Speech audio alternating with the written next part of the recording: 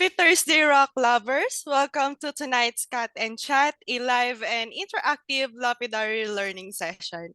My name is Joanna Morales from Highland Park's marketing team, and thank you for joining us. If you are here with us, you probably know that tonight is an extra special edition of Cat and Chat. In a rare occasion, we will all learn spear making tips and tricks from Highland Park Lapidary CEO and spear master himself, John Rowland. Plus, a great opportunity to get opportunity to get in-depth information about HPL core drill and spear machines. This is your chance to ask your technical questions, get answer to specific challenges that you are encounter in your shop, and even share your own tips and tricks. Even if you're not making spears, you can ask any and every question related to cutting and polishing rocks and ask technical questions about each other HPL machines. All this while having ton of fun. And if you're new here to our cut and chat, or if you just want to say hi, please drop something on the chat so we can say hello back. Hi, Jody, David, Petais, Michael, Kelly, hello, Lawrence, Jack, Steve. Yep, we would also like to invite everyone watching us online to join us here in our VIP Zoom room by signing up using the link you are seeing. Before we get this show, here's a short video of what we have in store for you tonight.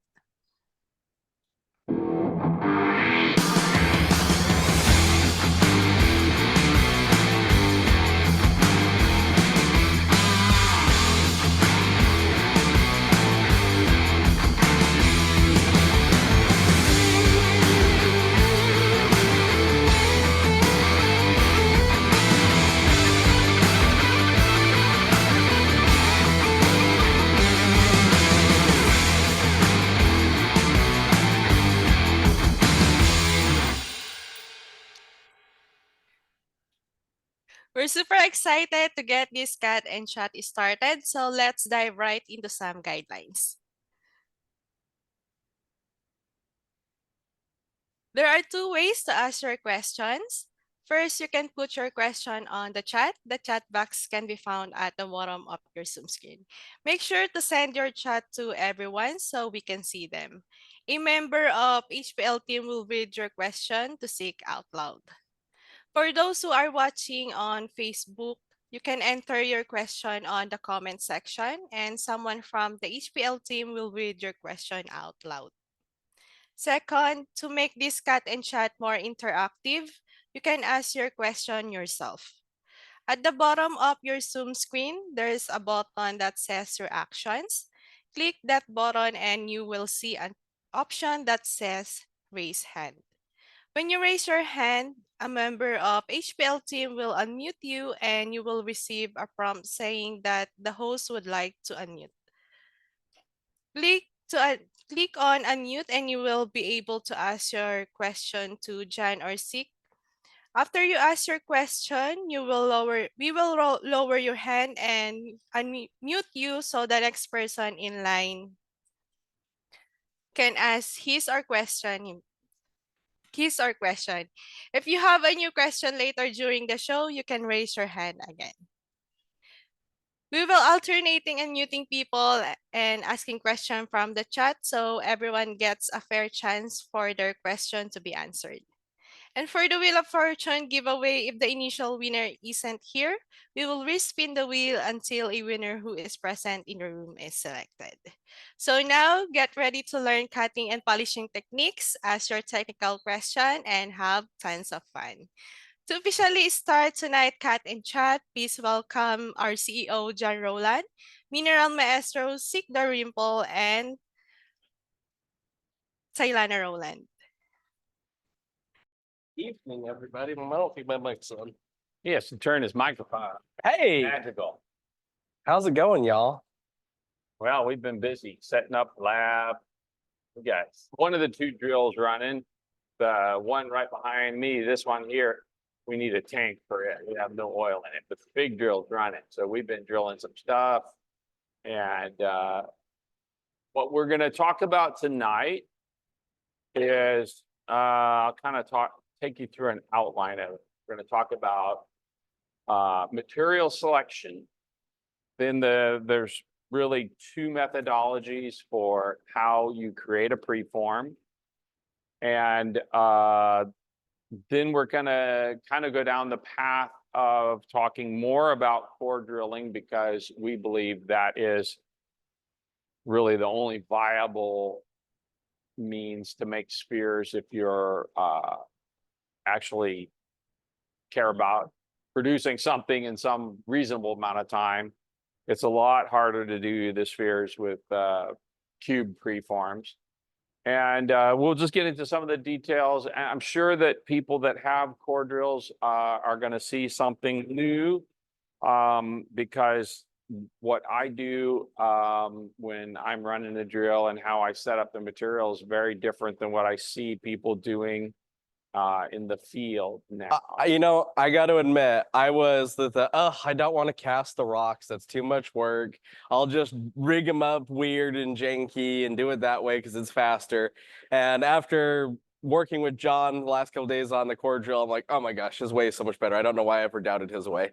It is 1,000 times better than any of the other ways I've seen people do it. So I guess we just dive in. So are we Well, let's look we at need mobile on that camera here, because Yeah. I'm gonna move over here and talk about the two kinds of preforms. I'm gonna start talking about that. All right.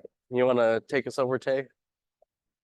Got to pry it loose so somebody tightened it really tight. I didn't tighten it. All right. So basically there's two methodologies for preforms. In this hand is a cube preform. And this particular piece is a piece of sandstone, really easy to cut, but you can see that even after you get the preform, that there's still a fair amount of work to do to be able to get it to run in a sphere machine. Because if you try and put this in a sphere machine without grinding it, it's going to bang around and it's going to end up bouncing off, hitting the floor, cups come banging together, causing problems. So that's that cube preform. This is, and we actually started drilling a piece of rather ugly rock. We finished it because we wanted a preform to be able to show. But if you look at this preform, and we'll get up close enough, look at this preform, you can see that it is really, really round. And all you got is these that can easily be ground off. And then you put it in the sphere machine. Now, this one is 26 cuts. That's 26 cuts. If you're doing 3-inch agate preforms in a saw, you're going to get one a day. You're going to get one a day. You're going to run the hell out of the saw. You're going to get one preform a day. And if you make one bad cut, the grind time increases dramatically, because I had many, many years of experience of doing just that, where basically I would get my preform and I'd have one bad cut, I'd start grinding it, and then everything's round except there's a dime-shaped spot on one side, and now I added a whole nother day of grinding in a carbide machine. This is 5 cuts. And the beauty to it is, the first drill, I've accomplished 8 cuts from this. That's the equivalent of 8 cuts. And I can tell with that very first drill, is it worth finishing this part and this piece? Now, in this case, I would say no. This would be a reject here. Somebody might like it, but the reality is I would have never finished this if I didn't need a preform. And I know that in basically 10 minutes, I drill this one piece and I drill it in 10 minutes. So I get the answer to my question in 10 minutes. Can you explain to us why you wouldn't finish that though? Because it's mostly mud colored. It's a brown rock. It's brown. It's a little reddish brown, but it's It's now a good example Now- piece. In contrast, if I'm cutting a preform like this, that I got to start cutting the cube first. So I've got to make 6 cuts in a slab saw, and each cut is roughly 10 to 15 minutes. You know, I'll start out making a cube, something like this. That's 6 cuts. And I can cut 4 before I realize maybe I got a bad piece. So in this piece, to get the 6 cuts, I'm probably an hour and a half on a, you know, this is a 2.5 here. Now I'll show you the jig. This is a preforming jig. And basically, if you make your cube, you don't need this jig to make the cube. You get the cube, and now you're going to set this up to cut these. Like if you look at the cube here, you're going to cut the angle cuts next. So you're going to cut this corner off, then you're going to cut, and all you'll do is you'll set it up. And what I typically do is I'll get a plastic bottle cap. I used to save all these different diameters of lids, so I could lay a lid on the piece and get really close, and then draw the circle, and I would draw the circle on multiple sides. So then when I have my circle drawn on this, I'm cutting to the edge of the circle, and I turn it, and I take the next one and turn it, you know. And the problem is that if your cube is off just a little bit, you can get a bad cut, and then you're having to try and compensate for it. We do sell those jigs. Yeah, we sell these jigs. We have, I think, three different sizes. And nothing against them. I used them for years. I cut sphere preforms this way for years. If you don't have a core drill yet, this is how you do it. Let's see. So I think that gives you a good idea. If there's any questions right now, we'll take them, and then I'm going to move to material selection. Use this so you're not so shaky. Yes. Just slide the phone in. All right, you guys getting camera ready here? So for the purposes of what we're doing right now, and you know what, Zeke, you're going to need to handhold that, because I'm going to have you looking straight down on some of these rocks. Well, we can do that too. Where's the light at? Where's the light at? So Just pick up the when I'm looking at the material, I'm looking at 2 things. I'm looking at the shape of the piece, and in this case, I can look at this and I can see, oh, I can get a sphere here. I like the color of it. And if I'm doing a piece of fluorite, on the fluorite, I'm going to go across here, and I'm going to look at the color patterns and what I'm going to get into. Like, I don't like this stuff at the very bottom as much, and it's good. We're really good up to here. So I'm going to focus my ball right in between these lines. That gives me the idea of the size of the sphere I want to cut. So in this one, I'm looking at a bit just about like that.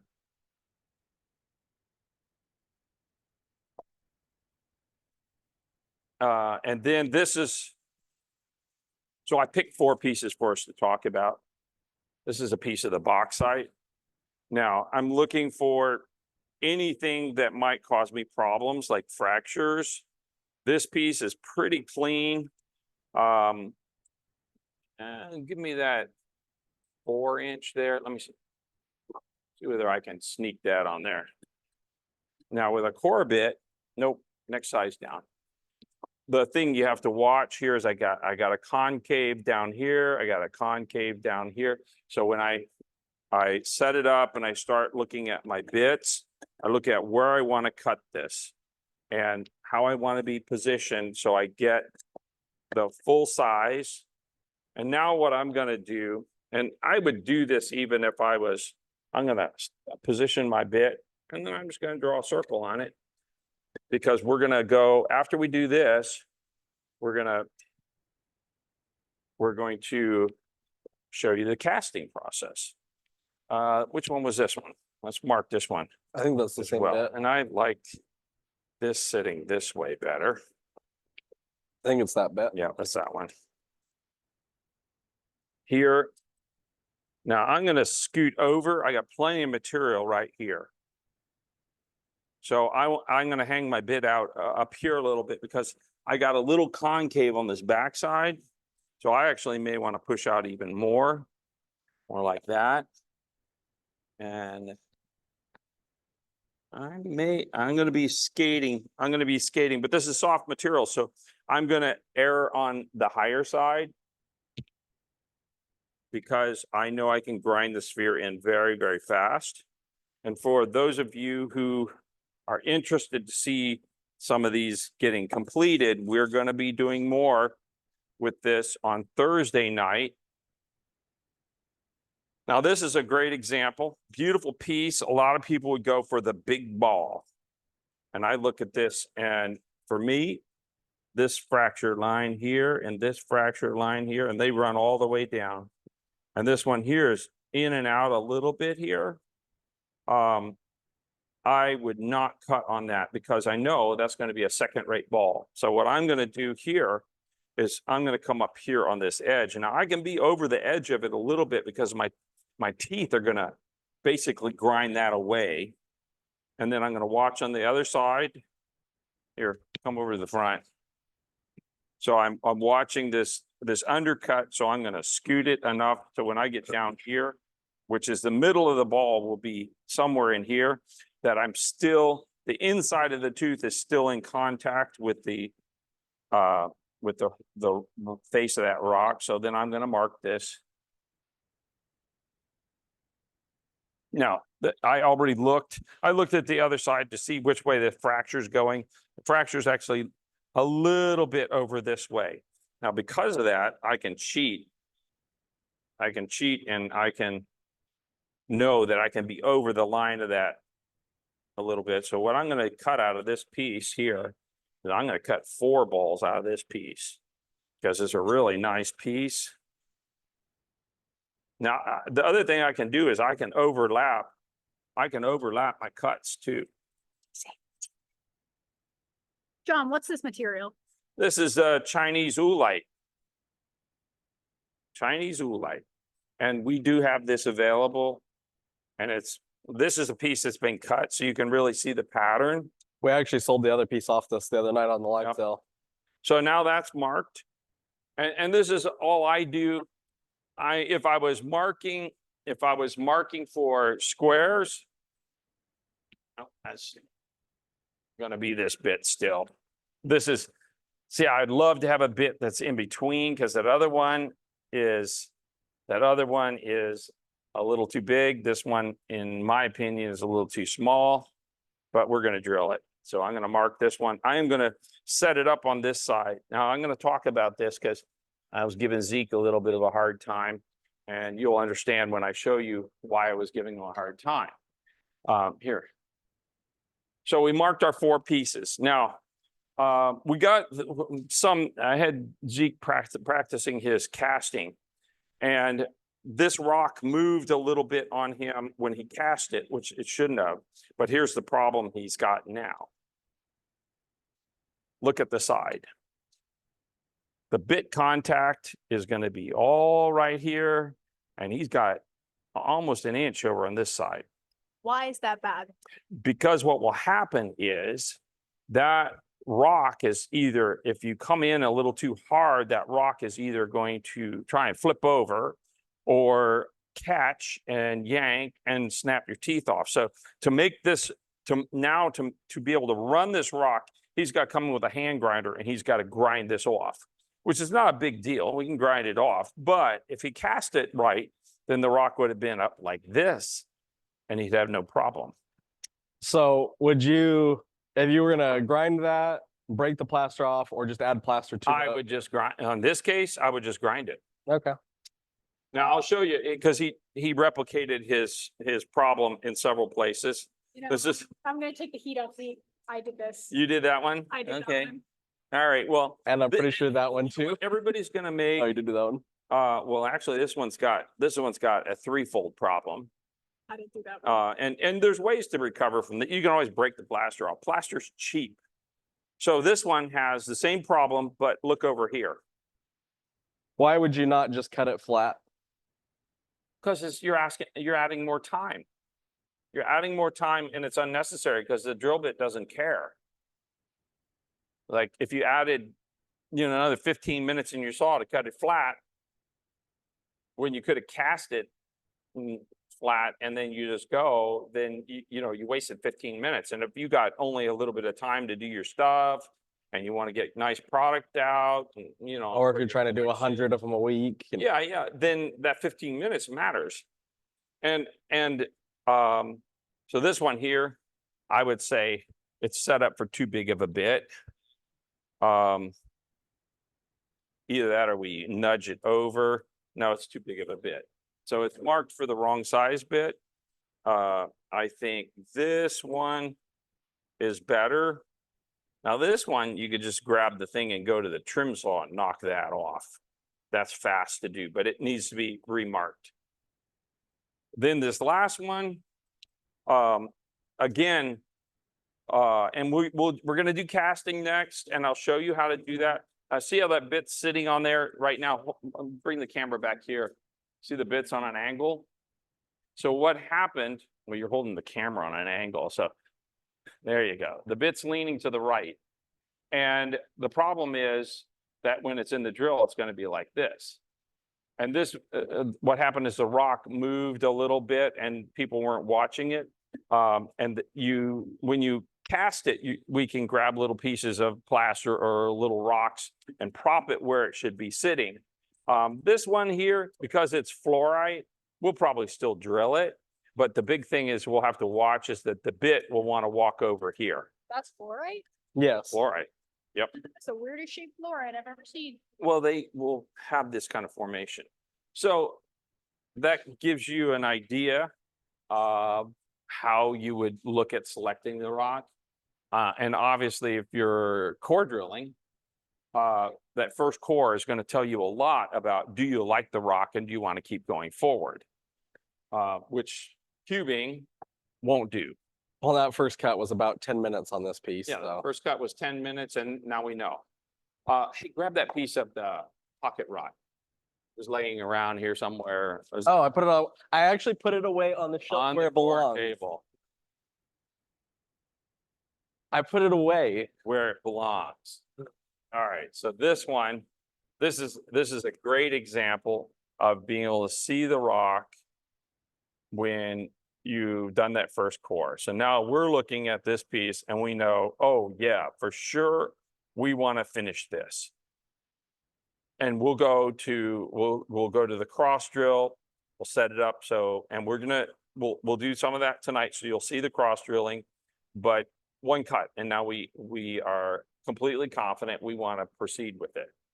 And the nice thing is that when you're one cut in, you don't have a huge investment of your time. So you're less attached to spending more time on something that maybe will never make a great sphere. So I guess now we're going to do some casting.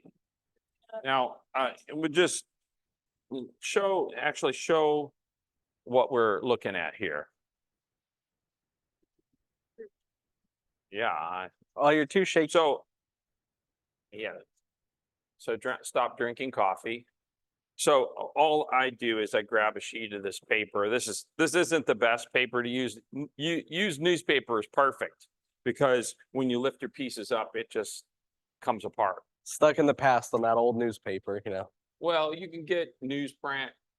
You can get newsprint without print on it. You can buy it in big rolls and it's cheap. It's like but this is stiffer and it's more expensive. So I wouldn't use this, but we're using it because it's what we have right now. So all we got here, we're just going to cast these 4 pieces. So we're just mixing. This is probably too much, but we're just mixing a small batch here. So Zeke, go ahead, get your plaster mixed up and then we'll bring it over and then we'll cast these. And while he's doing that, we're gonna start placing these pieces.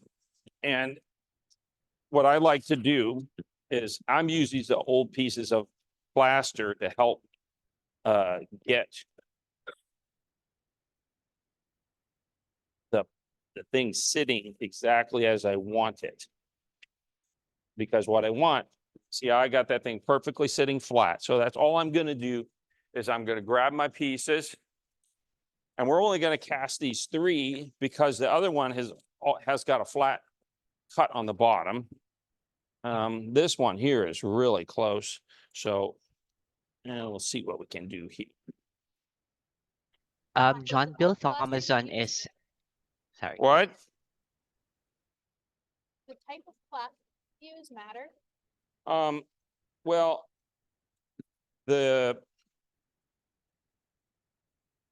hold on, multitasking, brain can only process one thing at a time. We use a casting plaster. Typically I like to use like a ceramic casting plaster because the ceramic casting plaster is very fine grain and it's strong, but I'm a cheap ass, so I don't want to spend money on plaster I'm just going to throw away. So if I can't buy it cheap, then I'll go to like a number 2 or a different kind of plaster. We're going to actually start carrying the plaster because I got a great source for the plaster in China. And that plaster, it's ugly or it's a yellow color, but it's like way less than casting plaster here. And the casting plaster here is still cheap.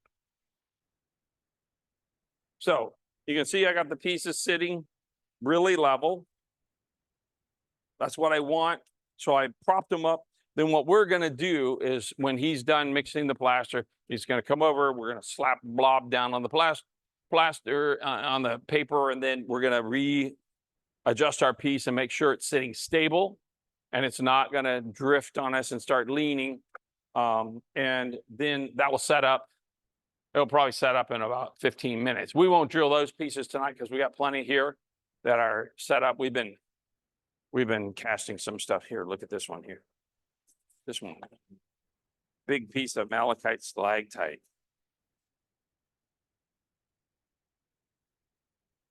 But all these pieces, like the flat pieces like this, just a little bit of plaster and now it's really stable. If you've got a piece that's already been cut, then this is easy because you don't have to worry about it rocking. The big thing you want. I am way too thin. Should we add some to this? Huh? I'm way too thin. Want to add a little bit to it? Yeah. Just mix it for a bit. Let it get thicker. When he does that, explain why something like this would be hard to drill. Okay, yeah. So this is one of the one of the newbies' mistakes in plaster. So I'm going to set it up here. The problem with this is 2 things. One, the top isn't level. So we're leaning down here and it's really tall and it's a fairly narrow base.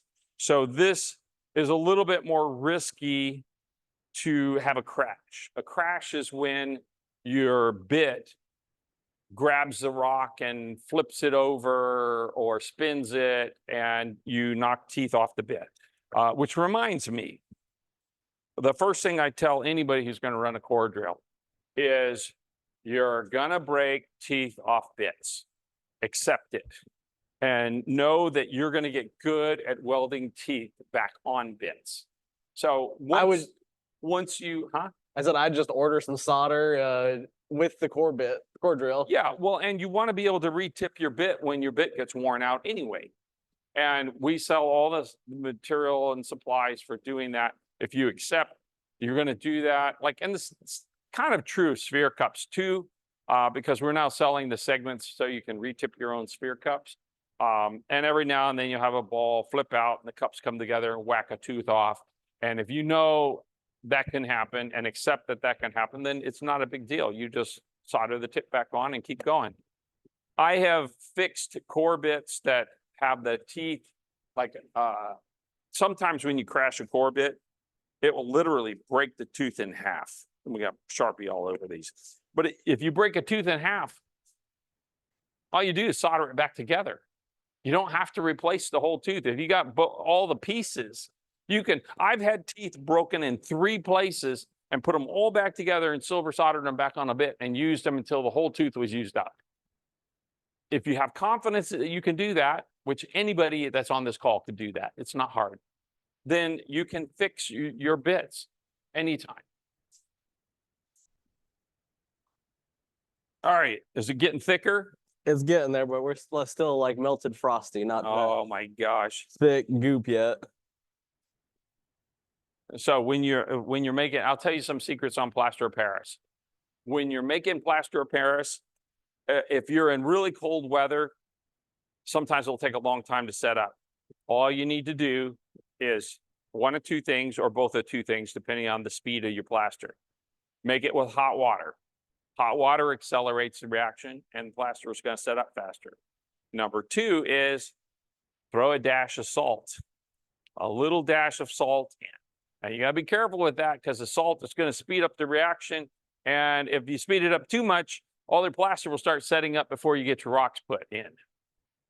This is great if you're doing drywall repair, you know, this consistency. This is not the same kind of plaster. I know. No, don't even say that because somebody's going to go out and buy drywall plaster and think it's going to work and it won't work for this. It's too weak. Yeah, it's not the same as wall spacking. Why don't you grab a little bit more? I'm thinking, why don't we just grab some salt? Huh? We'll probably have some salt on that table in there. Why don't you just throw a little bit more powder in it? I don't want, like normally, Okay, you want to do the honors? no, you got your hands in. Just stick your hand in the bag, stick it. She's holding the camera, so I'm not gonna have her powder death. Well, how am I? Right, it's right there. I know. How am I going to stick my hand in the bag and not Use your other hand. You got muck to it all up? dude. Sometimes I just have to teach them these basic things. It's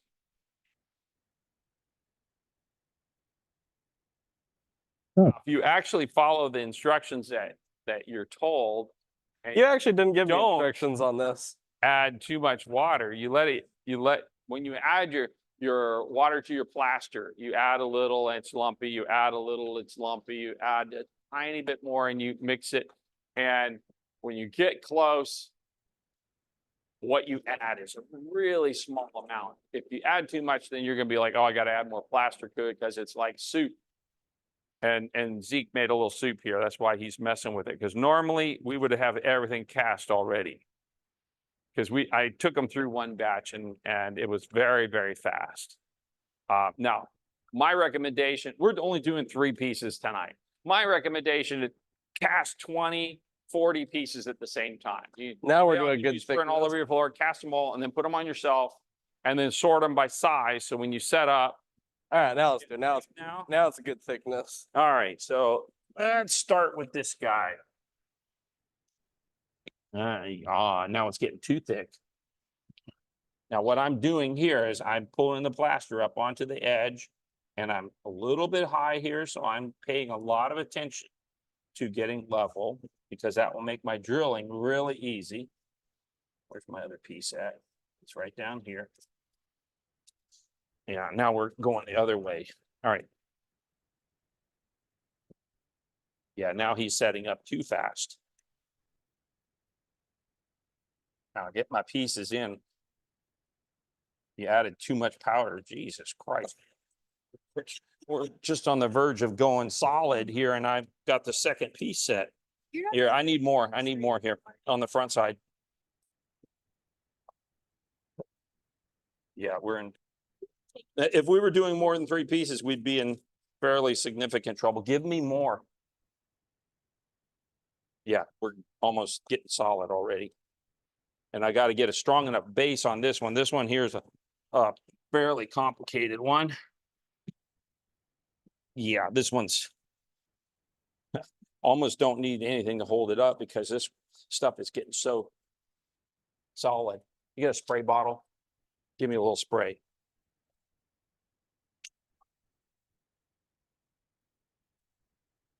Just a tiny amount. Yeah, it's getting really stiff. You got more? More mud or more water? Plaster. Oh yeah, plenty. I need more of a base. Good grief. So on this one, it's taller, so I want a bigger base. Here, more over on this side and that side. Just give me a ball. And if you do the plaster right, which it takes a little, obviously with Zeke's demonstration, it takes a little bit of practice to get good at it. But there we go. We got 3 casts, and that was pretty easy. Now we're going to go clean the plaster off, and then we're going to stick something in the drill.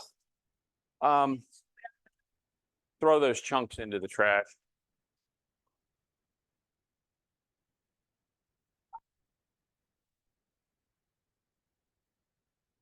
Yeah, well, it's going to turn solid in the drain, and then you'll be hiring a plumber.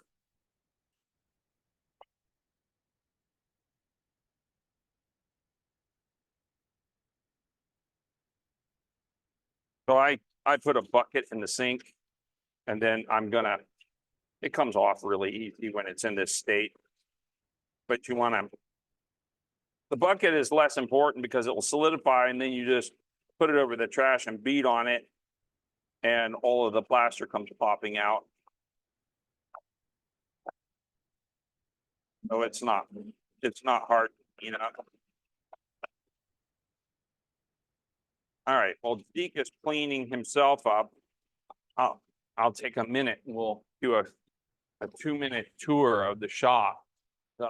So give them the panoramic view here. What we did is I came down partly to set up all the lab, because we're going to start getting to where we can do classes here, and people want to learn something about their equipment or learn about equipment that they are thinking about getting, or they just want an excuse to come and raid our rock pile, whatever it is. So tumble rougher, 18 and 24 flat labs, bull wheel, the R1M, a machine I might do. Tumblers are going to be over there. I got just the 3 small ones. The 6s and the 12s aren't here yet. The hydraulic spear machine, I'm waiting on power still for that. Got another drop. The high-speed sphere machine, PT, shaping machine. It's like one of the first 10-inch saws that I did that then became, I'm gonna show Petunia. It's Tay's saw that I gave her. So is this mine then? Sneak preview on this one. This is the new version of the 12 Precision. And I did a couple things to this other than making it all stainless. I dropped the sump in it and I made it hold a lot more oil. And the other thing I did, which some people have been bugging me about, is I put a really nice window in the top. And then on the tables here, low speed machine. Well, we're gonna, on Thursday, we're gonna be working on the low speed and the high speed machines. So we'll get a lot of detail on running the machines. That's, we need to do one on the ultrasonic drill. I may do a machine like this. They're kind of cool. Belt sander, CB8, we got it torn apart because we are doing some changes there. And a spool polisher, I kind of like these. I actually reverse engineered that, so we may start making those. And then the CB6, which my fearless Zeke has left it a mess. I've been talking to him about cleaning his machine, so that's his job this week.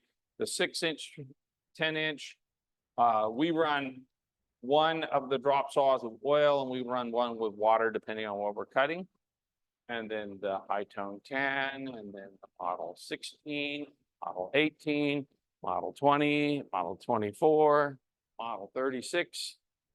And down here, of course, where we started is the 2 core drills.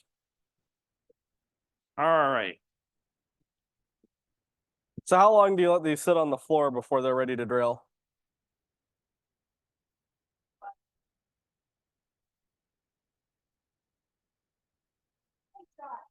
How long do you let these cure? Well, if I cast stuff, what I want to do is I like to cast the day before I drill. because I don't want weak plaster. It gets really hard overnight. Most of the time, like if I'm really in a hurry, we'll drill it an hour later. Most stones is fine. Because the plaster sets up and it's like, what I always tell them is when you pick it up, you got to knock all the edges off because it's sharp, because it gets really hard. But the beauty is it's really fast. It produces a stable surface. You don't have to cut the stone, because if you cut the stone, you're going to lose size. You never know that one cut that you take, you might not leave yourself enough room to get the same size ball. Like actually that core that I showed you on the wood, not that, this one. This one here, if we cut it, we wouldn't get the same size ball. We'd run out of ball. So we'd have to go down a size. So I got a bigger sphere because we didn't cut it. If I had to cut this, then it would have been a smaller ball. Much smaller. Yep. So, what do you say? You guys want to drill something? All right. So what do you have up next? Any of these three are ready to go for that size of bit. I personally vote the Rowland. So what we'll do is we'll drill the Rhodonite and we'll take you through the whole process of the 5 cuts. This is African rhodonite. Yeah, this is the new stuff. African Rhodonite. So basically, well, let's explain this. Hold on. We'll let the air compressor catch up.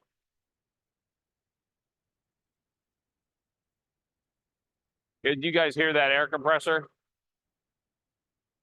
I don't want to talk over it. I can't hear myself think.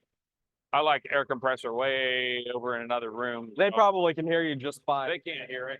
All right. So the first thing I'm going to do, if you look at the drill, you got the wood bed, and underneath that's your stainless steel tank. Now, for those of you who are unfamiliar with the core drill, it's a really simple machine. There's a flow control valve here, which this determines the speed at which the bit descends into the material. And then this is a bypass valve. So if I want to move the ram up and down, and I don't unscrew my knob, down is there. I can stop the motion of the bit. I can see on this screen where I'm located. So the first thing I'm going to do when I drill a rock is, if I have moved my table or changed my setup, is I'm going to touch the bed and I'm going to look, okay, I'm a little off, I'm going to zero it. So now I'm at 0. So the idea behind that is now when that rock is in the middle of the bit and I don't know where the end of the rock is, I'm not drilling into my table. I can see on here, oh, I've got this many millimeters left to go. So then the rest of the controls, the messy part is the pump. So this switch, I have oil down through the bit and I have oil on the outside.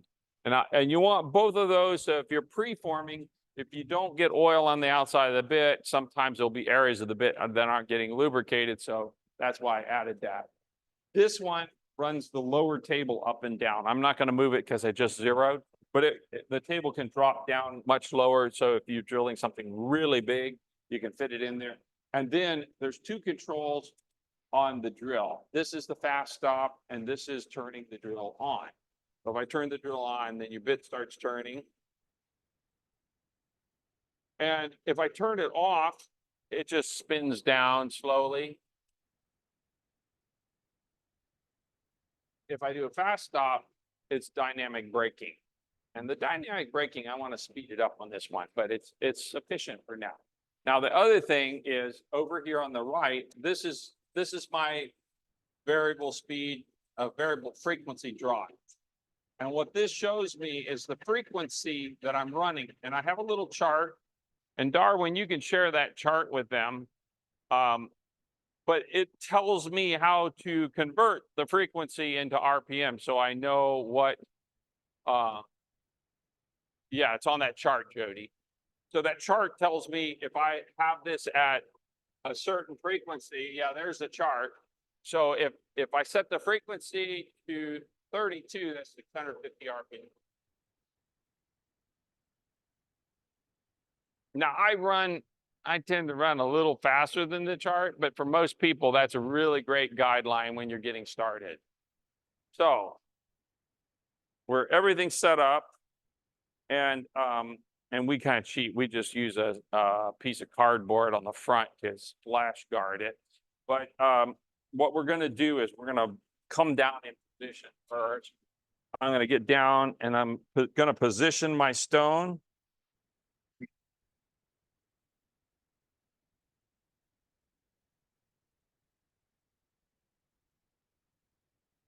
And I do two things. One, I'm going to see that I'm in the middle of my circle where I drew it.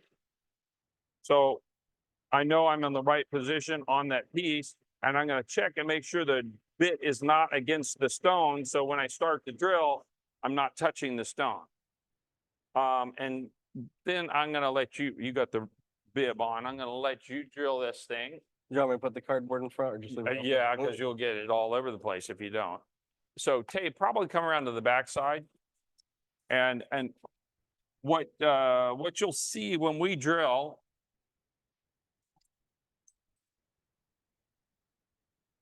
is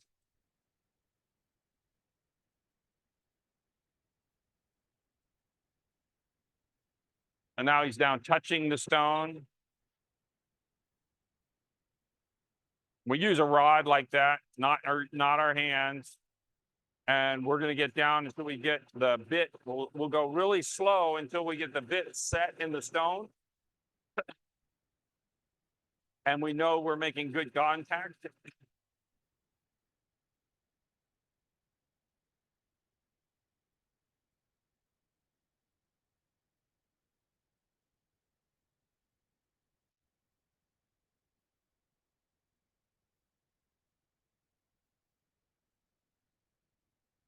Now this is a really soft stone, so it's pretty easy. We don't have to be quite as careful. If you're doing agate, when you start a stone, if your top isn't really level, then you have to be much more careful to not go in too fast until you got full contact.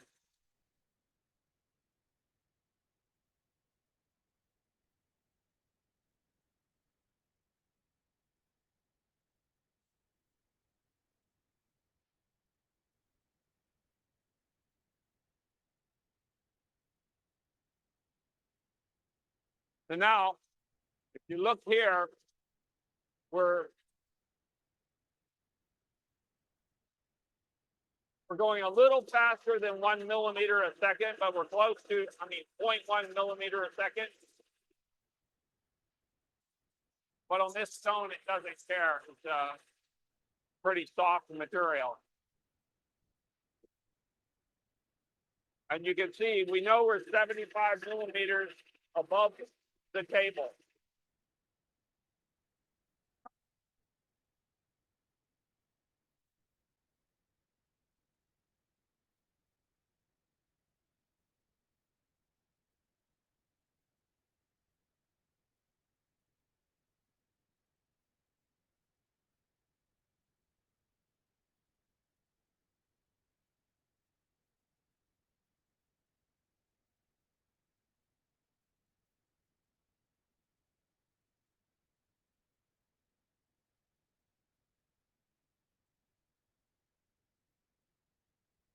The friction between the plaster and the wood keeps the rock from spinning. You don't need anything else. I watch all these people make pegboards, all these other things, trying to worrying about the rock spinning. They're actually creating more of a dangerous situation by doing that. Yeah, I need to do. The CD4, I have a plexiglass guard. It's a little harder on this machine to do something similar.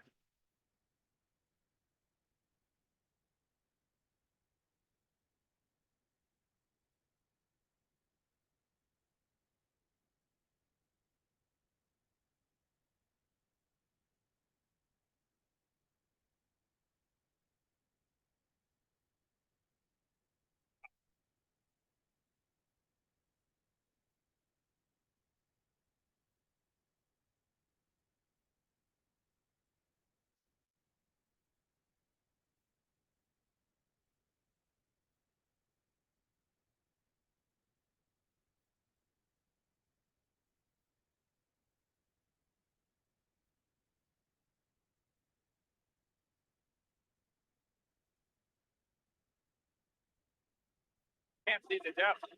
The camera.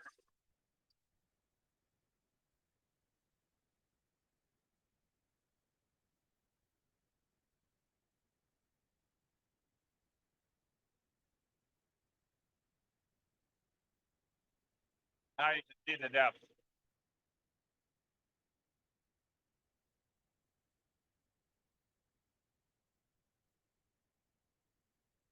I like having the little magnetic lights to stick on there. And it's loud enough that you want hearing protection. Yeah, if you're running this machine, you definitely want to use like a noise canceling headphones or hearing protection. I usually just put in noise canceling headphones so that I can listen to an ebook or Yeah, and you also discover some materials are much quieter than other materials to drill.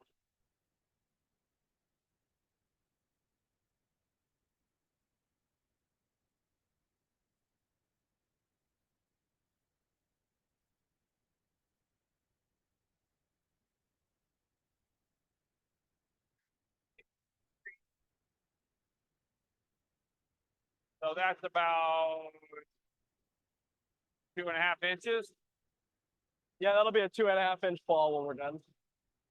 Now, part of what we'll see is when it gets down close to the bottom, when we start to just get through the rock and go into the plaster, then it will get quieter and it'll start going faster.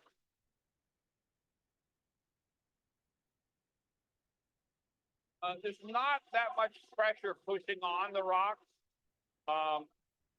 It only takes about 30 psi. We have basically over in the other part of the room here, we got just this small air compressor that runs the ram on the drill. It's only a 2.5 gallon air compressor that's running Yeah. it. If you got a bigger tank, then it never runs.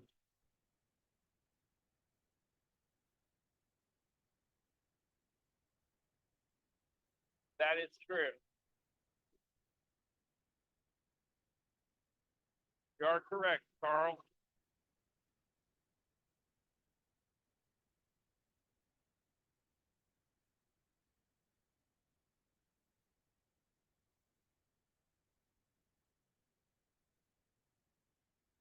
Below 59.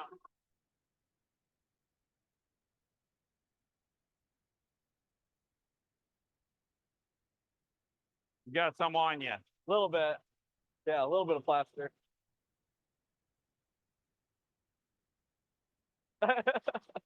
I'm all for going faster too.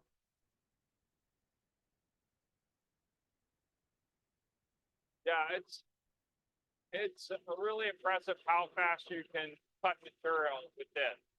If you consider what we're doing here, this will be what we can time it. Darwin, maybe you can tell us how long this cut will take. Well, We started it, what, about 5 minutes ago? I don't know.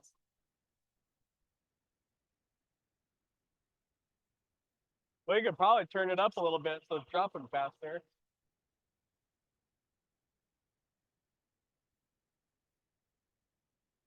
Would you turn the speed up? Would you turn the speed of the bit up if you're? I didn't change it. I just increased them. You can see I increased the speed quite a bit. Now we're really going.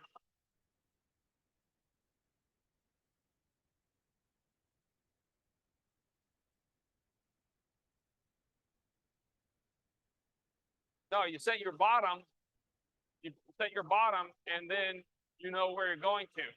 So it doesn't matter the height of the rock. Yeah, you don't want any loose clothing. You don't actually want to get your hands near the bit.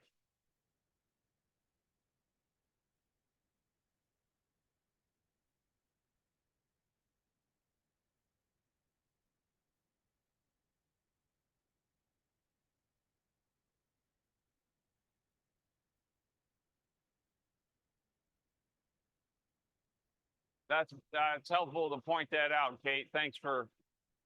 I hadn't noticed.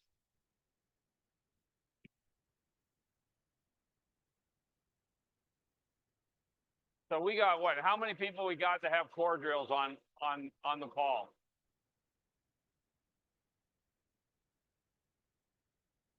throw in the chat if you got it. So Robert's got one, Carl's got one.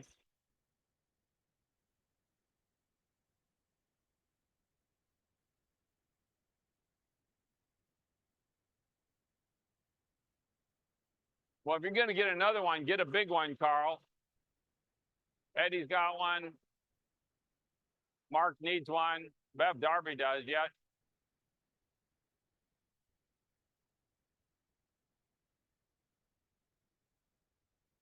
Everybody needs a core drill.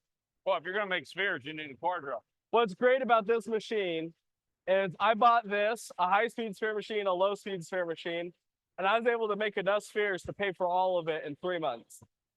I mean, that's working 12 hours a day, but it's doable. Yep.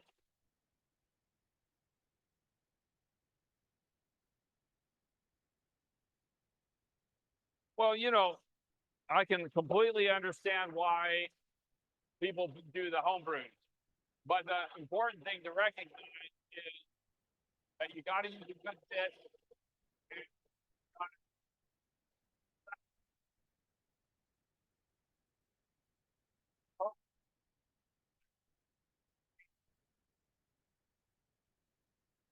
Yeah, it's because of the noise. Yeah, it's because of the noise.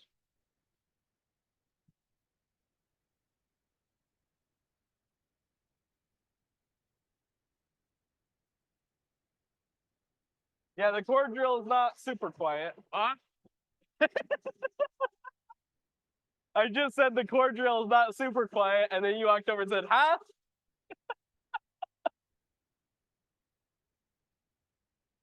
All right, we're at 42 right now. That's a little over an inch and a half.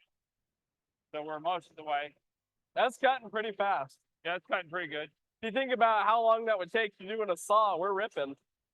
Yeah, it's about the same speed to go through this rock on one cut as it is in a slab saw. Yeah. Except this does 8, and they're round.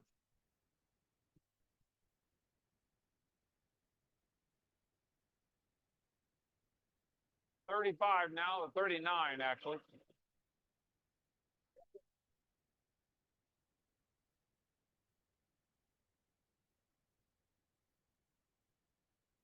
Get through this one, and then we can do some questions and some more conversation here. We, well, you know, you could mark that one piece for me while we're standing Which here. one? That piece that's copper plume. Oh. Yeah, I'm trying to get John to mark. But see, that's got copper in it. I think that's going to be a complicated drill. Yeah. Why is it so much harder with the copper in it? Explain that. Well, Carl, you could probably get him to say it 5 times anyway without even doing anything. Well, you know what's funny is while I was sick, I was watching the Dukes of Hazzard, so I kind of am in a yeehaw mood. And we're down to 35 millimeters. That's ripping.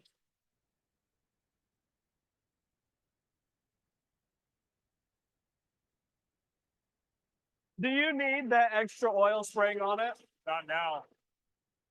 Flushing the cut really well.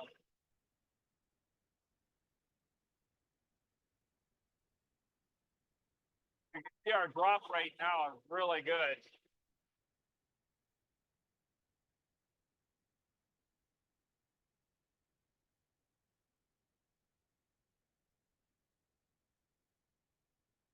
We are drilling a piece of African rhodonite. And it should be a beautiful, rich pink with, hopefully it's got some of the orange garnets in it. So you get little specks of orange in there as well. Heck, Carl. That's a pretty good pace for the core drill. Carl's asking why so slow. Huh? Carl's asking why so slow. Because like the third hole we drilled with this bit. The bit's just getting broken in, I can tell. And Carl's a maniac too.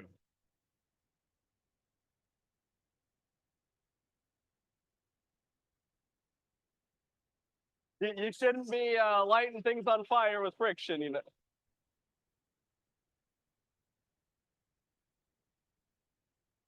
Yeah, it could go faster. You are correct, Carl. This bit is on like its third or fourth cut in harder material, so it's not as sharp as I'd like to see it.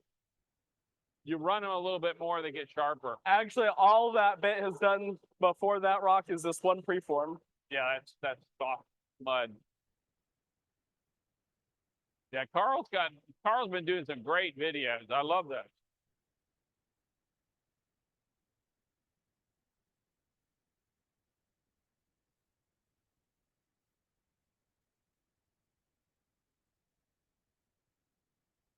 Yeah, I like the pink I'm seeing coming out around the edges there. That's a really good color.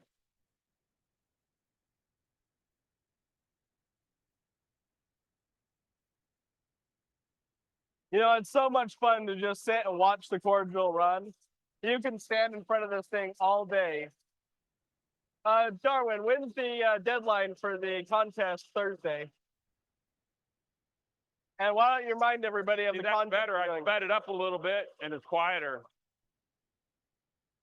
Thursday, by the way, we will be finishing some spheres and be using the sphere machines, and then we'll do the contest. So make sure to tune in Thursday as well. So we'll finish up some of the spheres we're working on today, and then do our contest Look at after. the feed right now. And there's the deadline for the Really CAD cooking contest. now. So we're going a millimeter every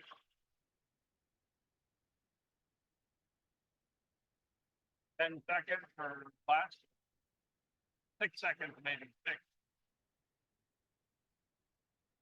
Now this is more like it's starting to get it. The bit's getting better. Yeah. Getting sharper. Do you sharpen the bits the same way you sharpen a blade? John?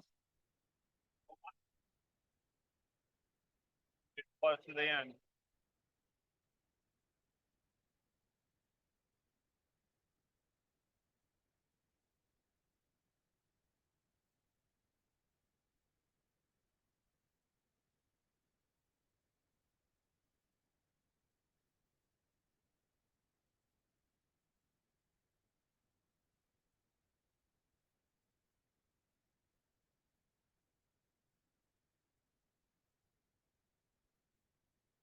All right.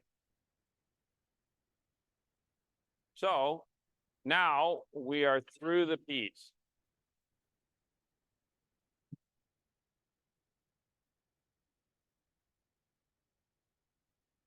Well, you draw it off.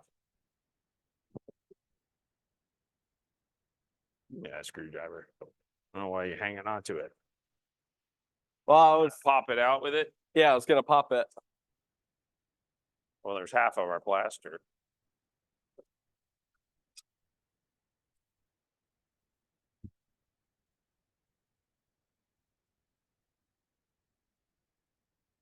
Oh, that's pretty. Kind of dark. I'll just see that lightens up with a polish, but I like Yep. some of the pink you're seeing in there.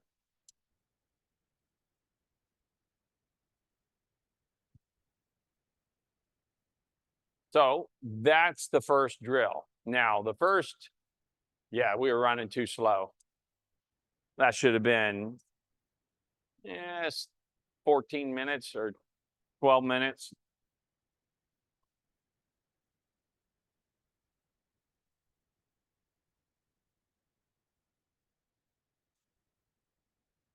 So we'll see whether we can cross drill this one.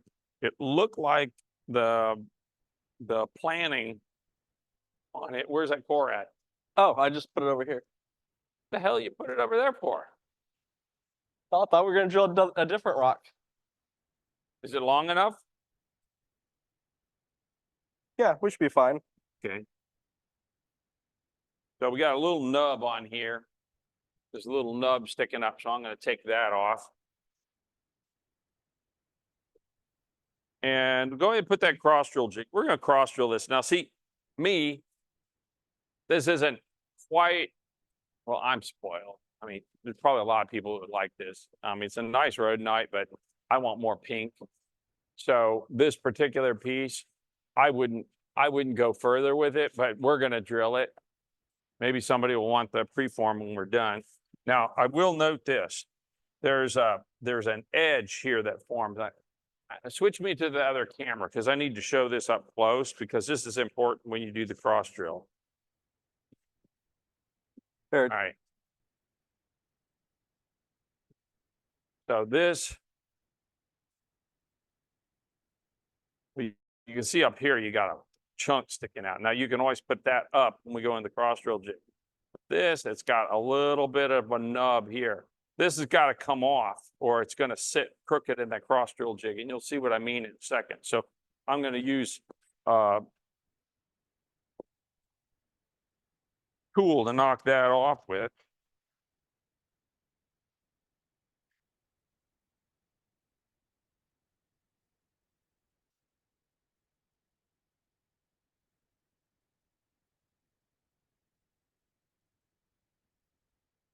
All right, set that up there. We're gonna put the cross drill jig in. Now, when we set these up, and this is really important, and this is one of the keys to my success with core drills, is when I designed this jig, I made these locator tabs on it. And the idea behind the locator tabs is when you put the jig on, it's exactly in the center of the bit, right? From here up to the center of the bit. And because of that, now I can get the same results every single time. Now this one here, and this nub on there is annoying. I don't like it that much. I think we may have to start with that nub up. So what I want to do is I want to bring my bit down and see where, because I've got to, on this, I've got to get where I'm located, because I got this low spot because somebody got a little bit. Now I'm going to push it down. I don't need to, no, you don't want to hit the rock with that. So now I'm close on this side. I don't think I'll quite clean up, but rhodonite's soft. So we're gonna be fine here to make it. Now, we have the piece setting. And now what we're gonna do is we're gonna drill the number 2 drill. And this cross drill jig allows us to hold the piece because it would be very hard to hold it in place otherwise. And we're located, so if we take the jig out and you don't want to hit these tabs when you're handling them. And we'll show you what this device here does, because this is for the subsequent cuts. So basically what we're going to do is take you through the remaining 4 cuts on this.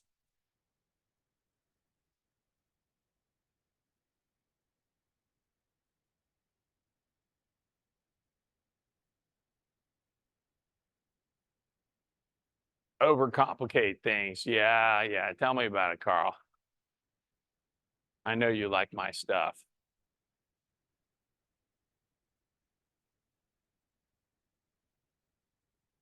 You got to center the rock underneath the drill though, Carl.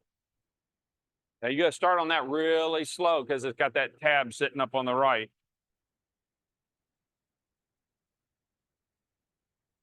So he used the rapid to go down and just barely touch the rock.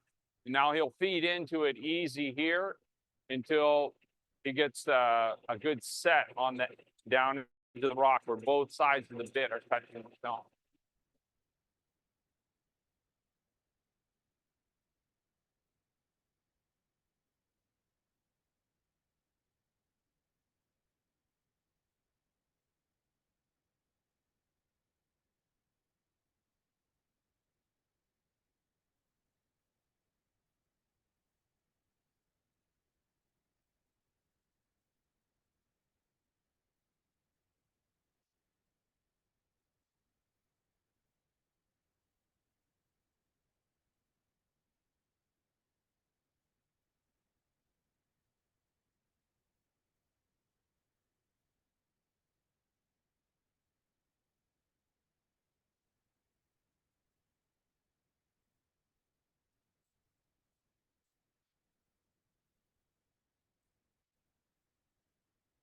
Now, when we run on this preform, that outside oil is really important.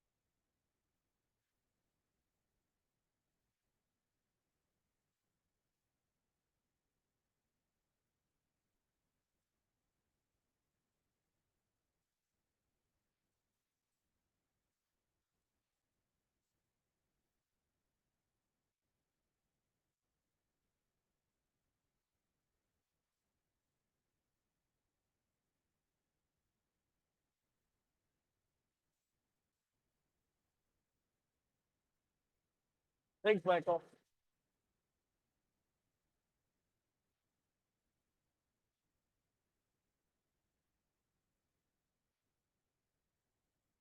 I do have to say, it is a treat to have John here to show us the cord drill. What's that?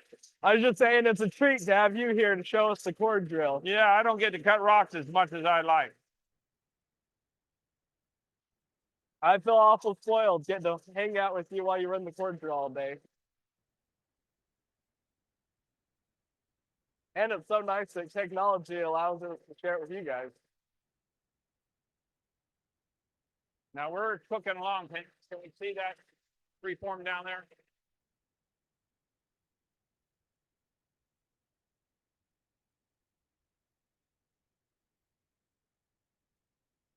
Now in this particular, thanks, Michael. This particular,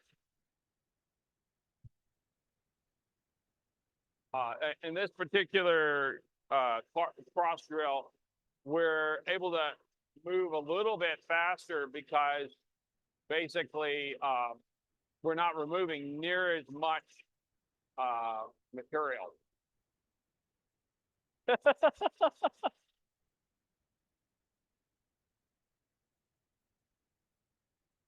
Zeke can run this drill all by himself. He knows it inside and out. It is more fun to watch John run it, though.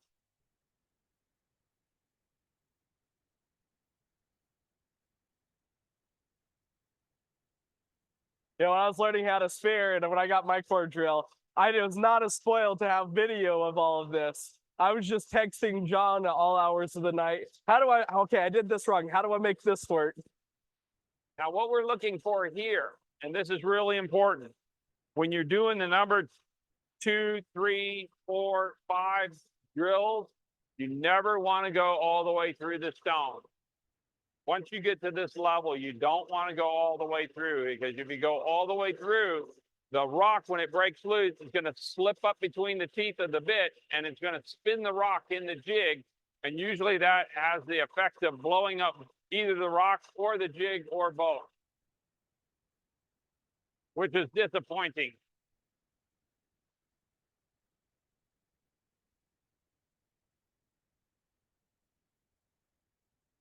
But we're pretty much halfway through already.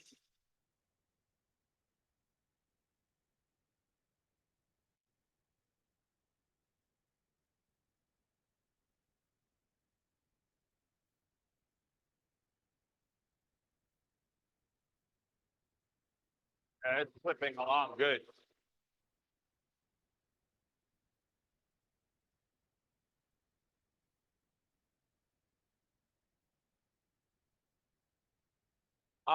Here, the indicator that you watch for is when you got a piece comes loose. It's going to be about 19 millimeters for this jig. Yeah, it depends on the thickness of the saddle.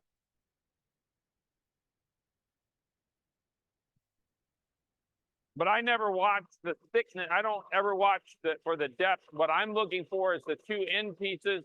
When they fall away, that's what I'm looking for, is that the first piece falls away, then I'm going to stop the drill.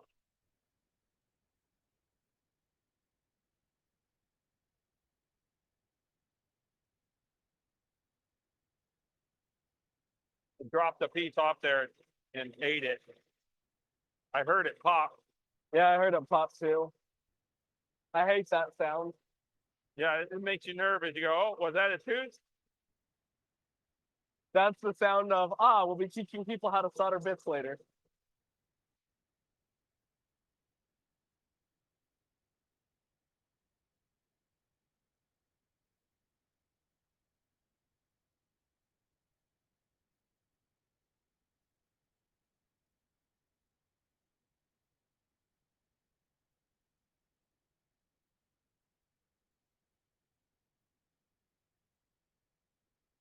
This does give you appreciation for when you see the thousands of spheres John has done.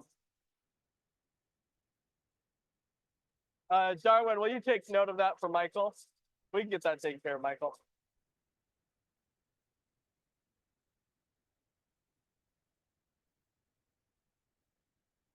Yeah, drop most of the pieces.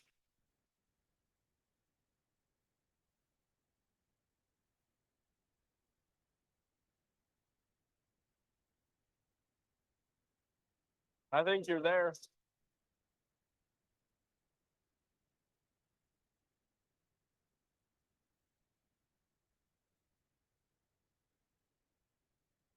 Not really there, but it was behaving in such a way that because I had this big piece here pop off. This piece popped off. And when it did that, then I started getting nervous because see, we're not all the way through, but I can go to the next drill and see, we didn't clean up. So when the circle was drawn on the rock, that wasn't perfectly planned. Not horrible though, because we're going to be close.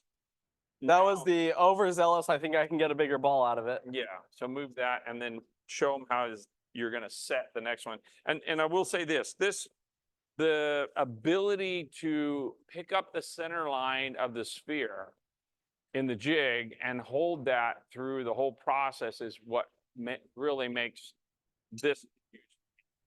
If you just cut a core and you're cutting the ends off the core and grinding that and then putting it into a sphere machine, that's a gain, but it's not a significant gain compared to you can get a preform that is round in every direction. So what he's done here is on this pin up the other camera again. Oh, sorry, I didn't realize they weren't watching. Yeah. This pin here, so this pin, it can move over, and we set this pin on the inside of the tube by putting the core in there, and we go against it. So we can place this so right to left, again, we're on the center line. Because if you have a manual core drill setup, you can't do this unless you figured out a way to replicate the jig that I'm doing here. The ability to replicate is super important. If you want Yeah, having the consistency. same. So go ahead, start us up there, Zeke. Now you'll notice that this pin has got to be retracted before the bit can go all the way through, or you're going to cut the end of the pin off. And that is a fun having to grind the end of that off and reset your pin. Yeah, everybody that's got it has done that.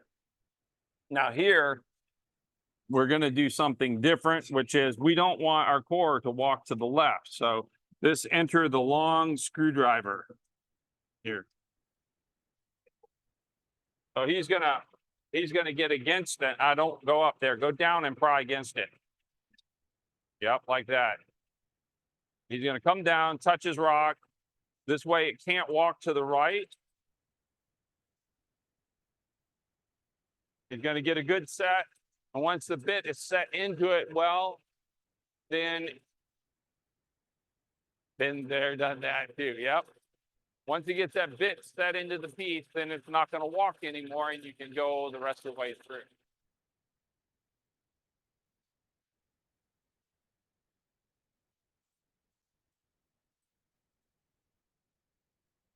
So the first core was equivalent of 8 cuts on the preform. The second core was the equivalent of 6 on the preform, on the cube preform. This is an equivalent of 4.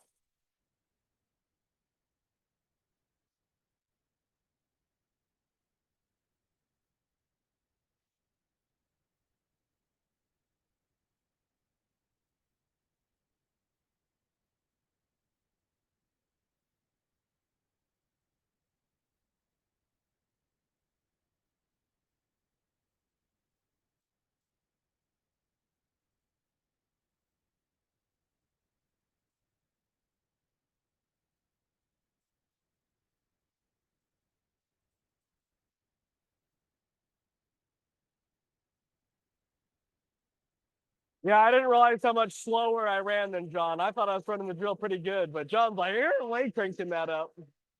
Now, some materials you'll find, well, that's probably true, Matthew. Well, you don't know the limits until you start breaking stuff. On some material, like this rhodonite, if you push a little too hard on it, you can start breaking chips off of it.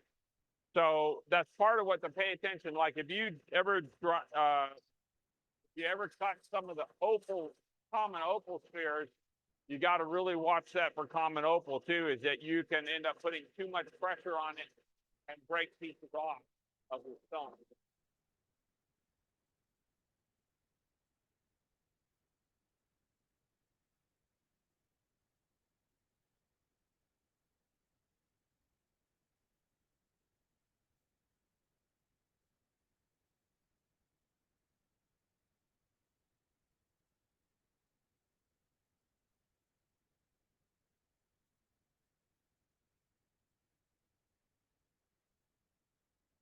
It's very mesmerizing to watch the drill.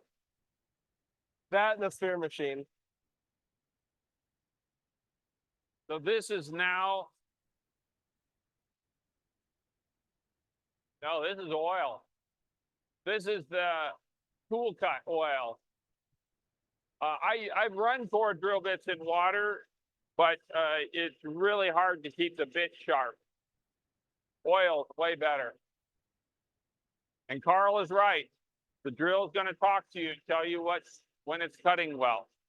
You can definitely hear a difference when it's running smoothly and when it's like bogging down.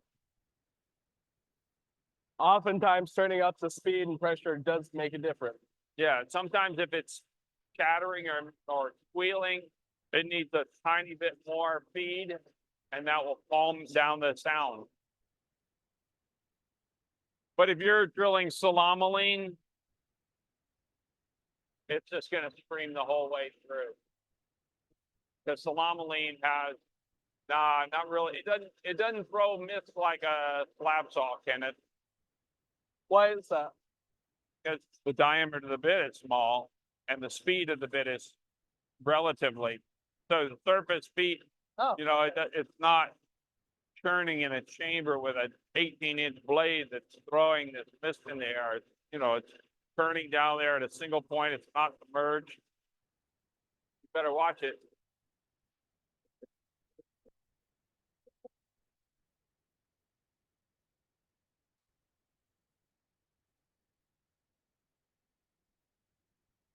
Still got a ways to go. Yeah, on the cross drills on this, you cannot run that fast because it will break the stone. I'm watching it, and I'm like, we're at the upper limit right now. I would slow it down. I would slow it down a wee touch before you go through so you don't break a tab off and get a low spot.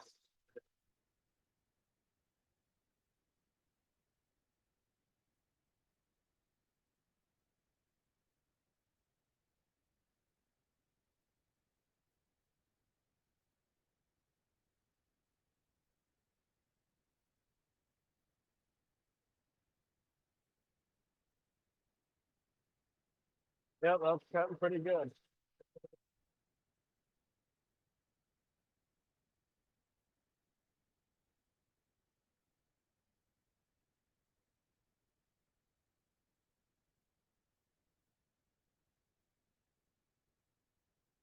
You want to listen for that sizzling bacon sound. Right now it sounds perfect, like a piece of bacon in the frying pan.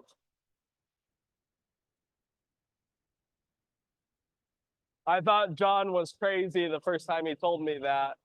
And then when I heard it, I was like, oh, it really does sound like sizzling bacon.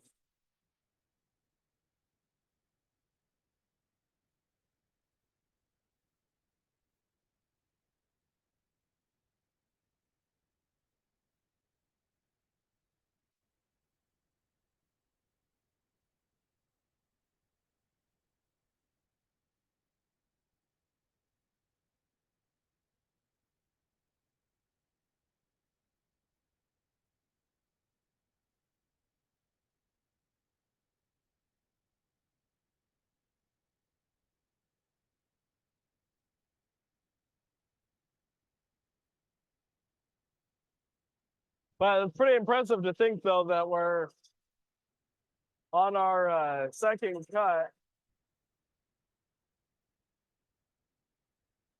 Or actually, our third cut.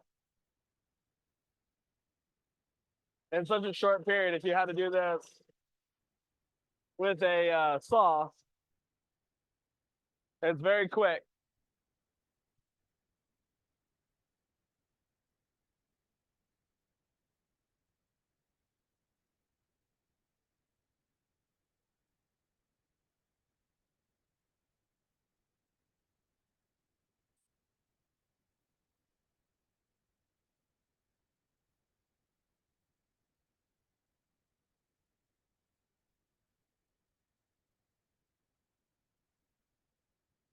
watching for those tabs to come off. But we don't want to go all the way to the bottom. If we go all the way to the bottom, we'll spin the ball. And this material will break the material. Yeah. Because it's got more planes. You know what we need? The CB8 lights and mounted on this. Oh. Could be done.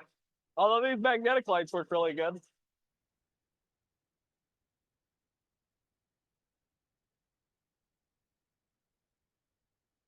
Slow that down a lot. That's because we're a good amount of chipping.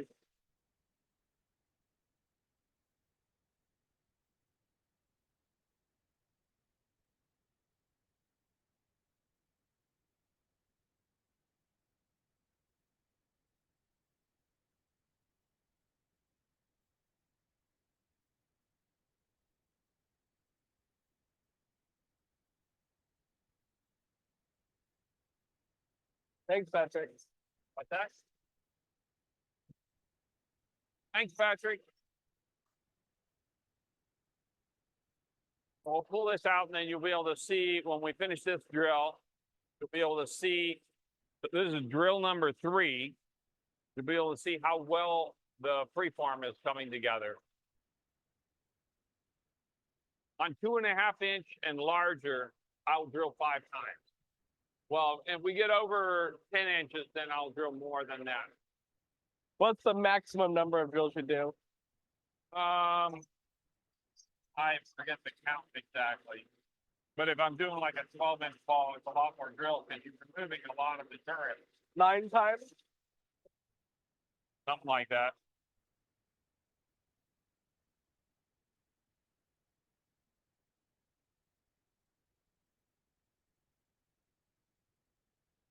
Yeah, we're running pretty slow, but this is more fragile material. Yeah, I've cut things that were significantly slower just so they wouldn't break because it's very delicate. I think you're freaking out for no reason. You think so? Yeah. I heard it start to move, and I can see the back one is moving. Well, let's back it up and see. Yeah, you still got a lot of material on there. Oh, I think we were a millimeter or 2 away from busting. Pull it out. Let's see it.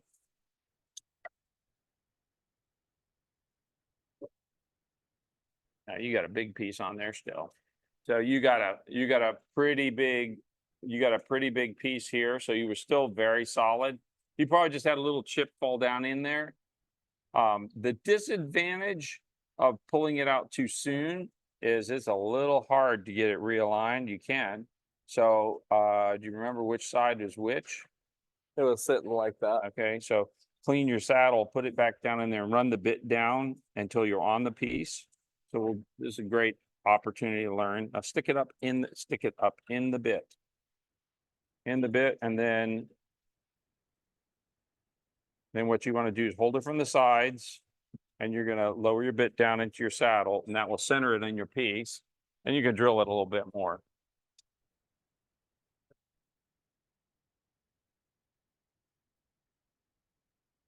He came out a little soon. He got a little nervous because it was snap, crackling, popping. There was a chip came off and ran through the teeth. Now you got back up and get that bit free up. You want to be up maybe 1/8 of an inch. Yeah, it's letting up slow. Take the pressure off.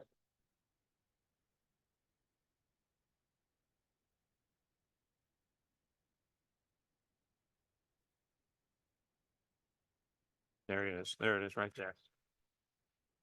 Close that and spin it up. Spin it up.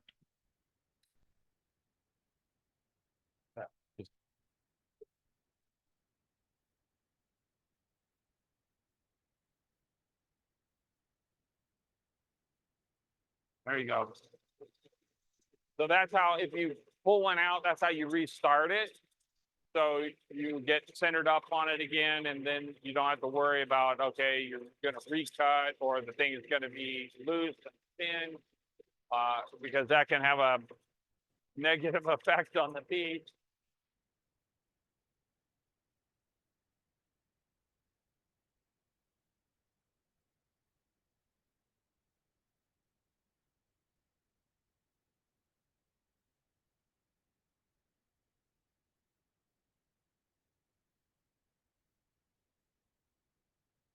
So we're gonna watch those little corners.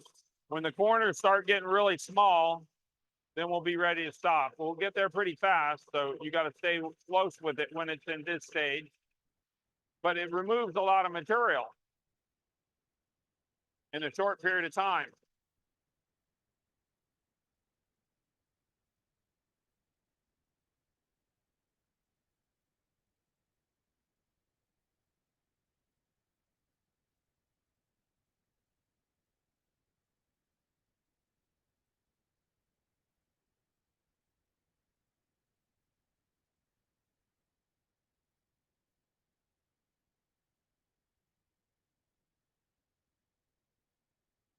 Yeah, we picked actually a little bit more challenging piece in this rhodonite because it's fairly easy to make it crumble if you put too much pressure on it, or if you have it jam on you because you went too far. So we have to watch it pretty close and not feed it too fast, and be ready to stop when our corners come off.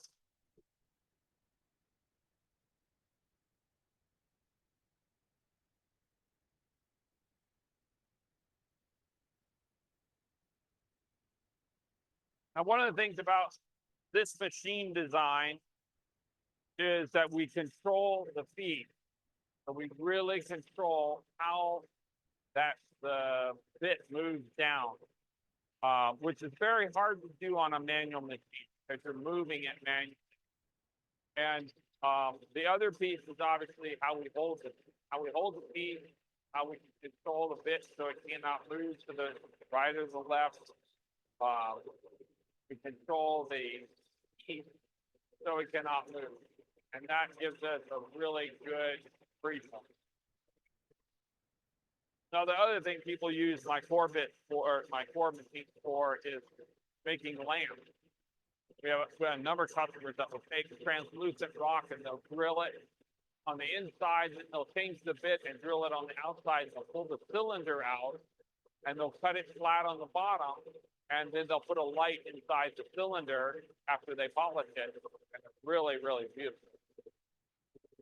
One of my customers has, like, I don't know, 5 of my drills, and he's commercially making lamps, and his lamps are really great.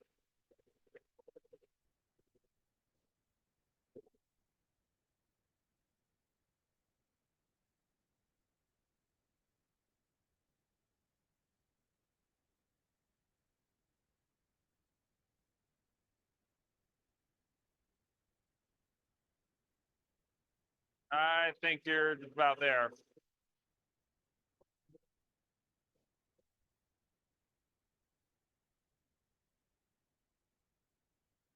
Now, those little corner pieces are just about off.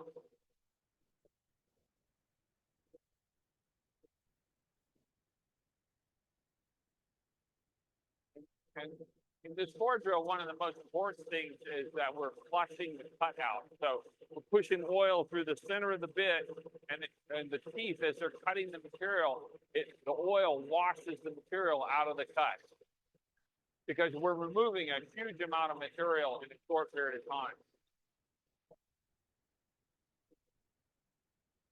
time. I'd stop it here. Yeah, it's a good place to stop. All right, we get to see our preform now.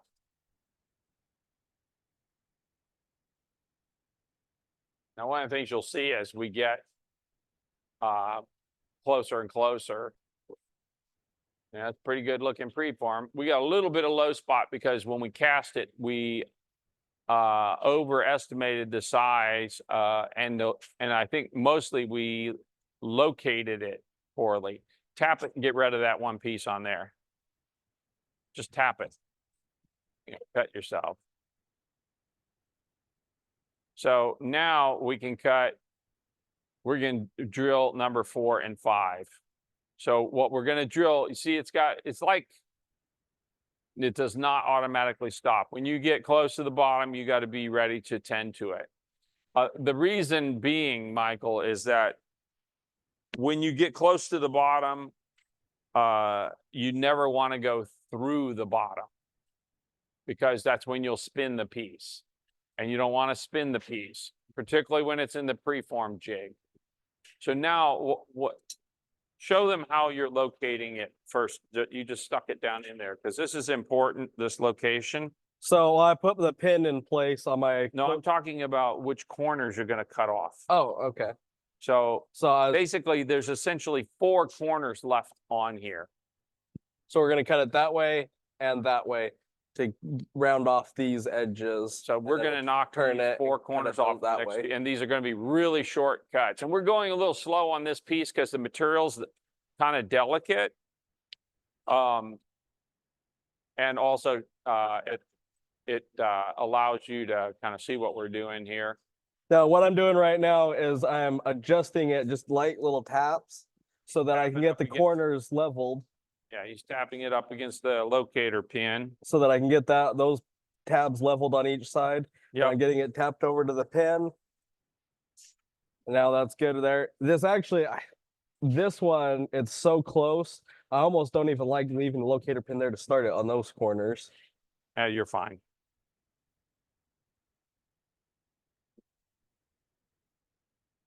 Yeah, you have to remember to retract the pin fast enough.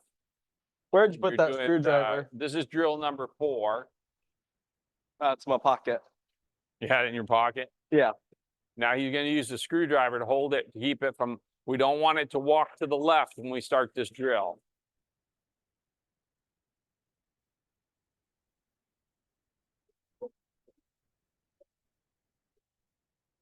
Love taps.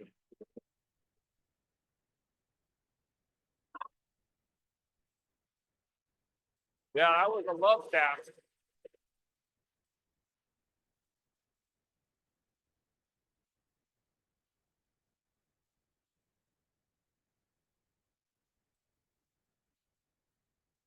Two inches and below. What are you doing there, Zeke? You cutting your rod? Yeah. He didn't pull his rod out soon enough.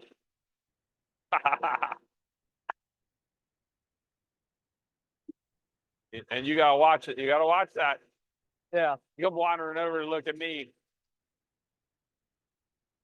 It'll take a minute.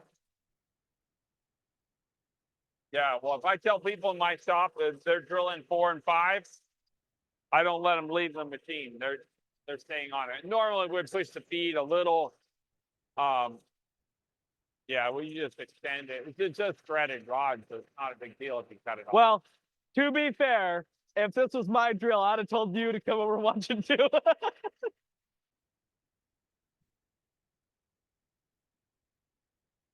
Have other questions, throw them up in the chat.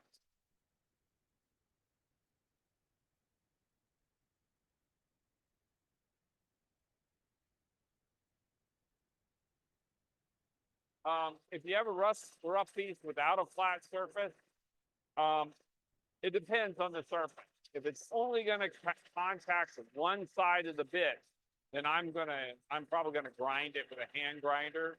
I wouldn't necessarily grind it flat or cut it flat. I might grind it with a hand grinder, so that when my bit comes down, it's not just contacting on one side for like, a half an inch or something. And most rocks, if you look, I mean, if there's like a nub or a knob sticking out, I sometimes grab the rock over the trim saw and knock that off, and I cast it flat enough that it doesn't bear.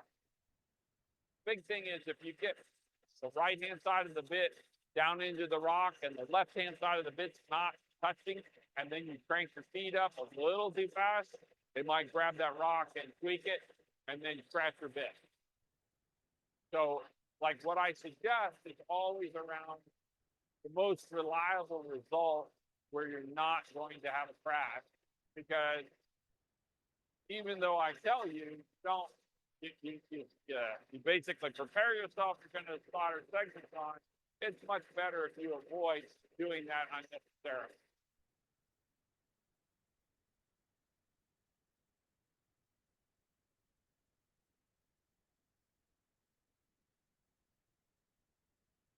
So Matthew, 2 inches and below,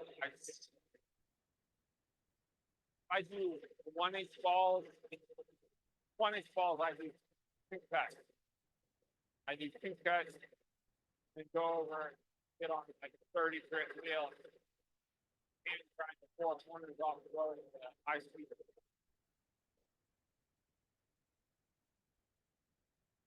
So on Thursday, what Zeke will be doing with you, it probably will get on Texas too. I think I'll be that.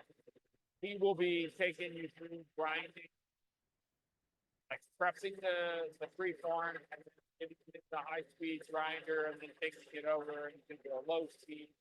And we'll talk about processing time, because I'd say the biggest mistakes that I see people make is that they will run the grit, these cups, they'll run too long. And with Diamond Cup, if you rush the 400 poly steps, then everything after that will be long. And usually the 400 poly is where people, if they're going to make a mistake, that's where they make it. Because that's getting all of your 400 metal mark track off. The other thing is that if you don't finish it out well on 220, you have little hits all over, or little phantom scratches, and then you find that out when you're on 400 poly. And trying to get that out with 400 poly, really slow.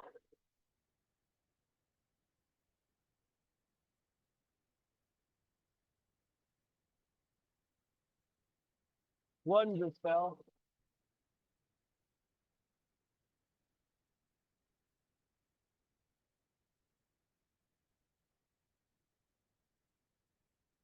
It's really close. I think there's 2.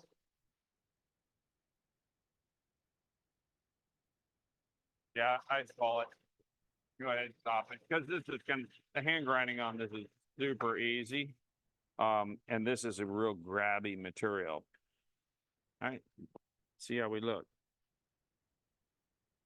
Yeah, if it was a hard stuff, I'd go a little further, but on this, so pick up those other 4 corners. Yeah, it could have run longer, but It'll grind fast. it's this particular piece is chipping a lot. So you get down on those real thin tabs and you risk busting one off and getting a hole in the rock.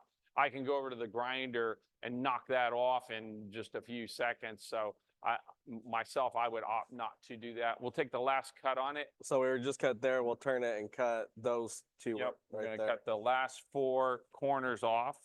Clear the. And you always want to make sure your cradle is clean.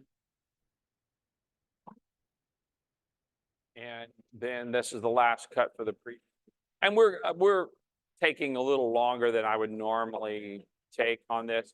When you're running a core drill, what you want to do is like what I'll do is when I mark all my stones, I'll sit there and I'll put all the 2 inchers together and all the 2.5 inchers together and all the 3 inchers together, and then I'll cast all of one size. So I'll go, okay, today I'm going to drill 3 inch, and I'm going to set up all the 3 inch, and I'm going to cast them all, and then I'm going to put them in the drill, and I'm going to drill number 1 with all of them. Then I'll do step number 2 with all of them. And what you get produced then is really, really a lot.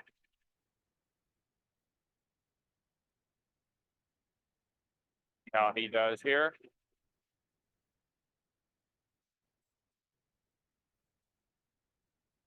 Well,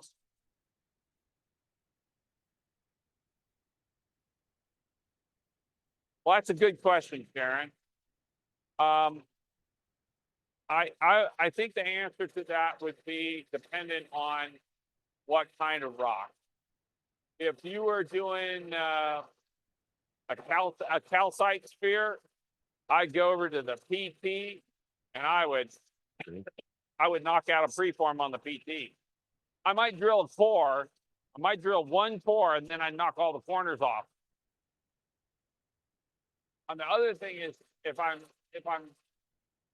cutting, let's say I'm cutting 22-inch balls, then what I might do is I might get a big thick rock and I drill the 4s out of them, and the 4s could be 6 inches long, 7 inches long, and I can get 3 out of each 4. And I just perforate the whole rock and pull all those 4s out, and get over to the PT and slice them up, and I knock all the corners off, and then I put them over in the shaping machine. Now, the trick is I would pour it a little oversized in my finished size, because otherwise when you go to locate it in that shaping machine, getting it perfectly on center can be a little bit tricky. So I like to have a little buffer. I've used the shaping machine, particularly, like I did an order of, I don't know, 500, 600 of 1 inch or 1.25 inch balls for a guy. Oh, they were 30 millimeters. And we pour drills. We pour drills at like 1.5 inches, and then diced them up and stuck them in, and we could run them really fast that way.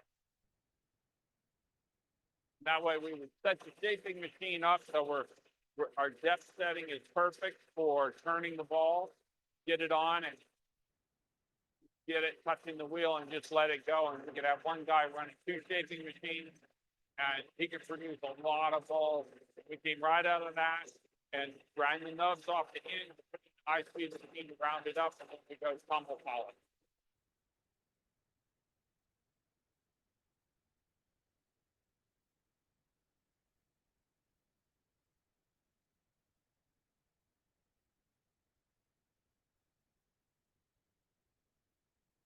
What's the biggest ball that you make, Carl?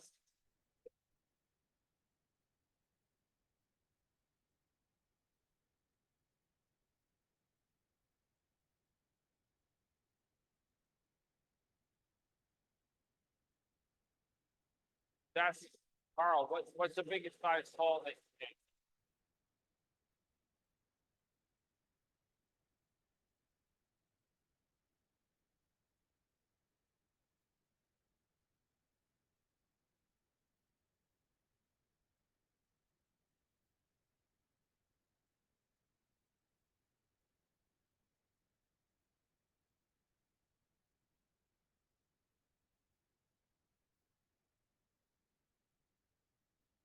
I forgot we were on the cutting chat. I was off over here in my own little world. I forgot you were over there talking. You almost startled me a little bit when you walked up. Lost in your own world. Well, he's just about done with that.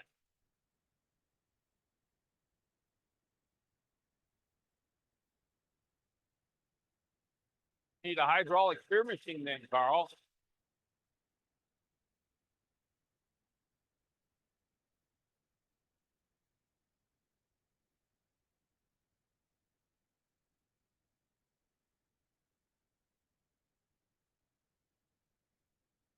You got that feed going really slow.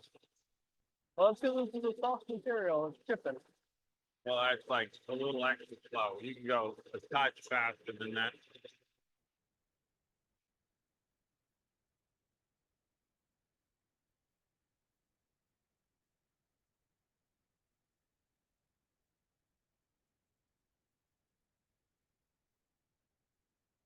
On 2-inch balls, I would not vibratory tumble those. And it depends on the material. 1-inch balls are really great for many materials to vibratory polish. The real question between 1-inch and 2-inch would be, what's the material? If you have material with varying hardness, or if there's any little druzy pockets or anything like that, then I would be doing clean polish. Hey, Darwin. why don't you take us for a spin?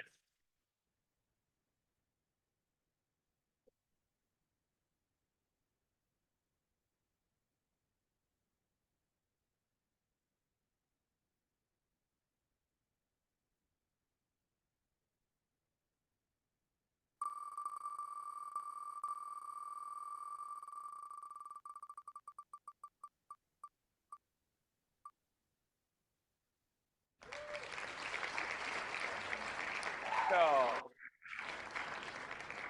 it's turning the moon. I might be.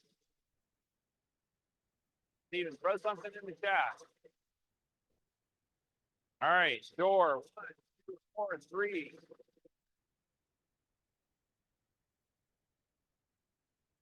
Number 3. Oh, I don't have this camera. Oh, in front of the other one. Really nice piece of the Texas pocket rock wood. This is very similar. This is a very similar piece to the, and that's lot number 4019. This is a very similar piece to the one we showed you the core drill on. All right. I think he has finished this.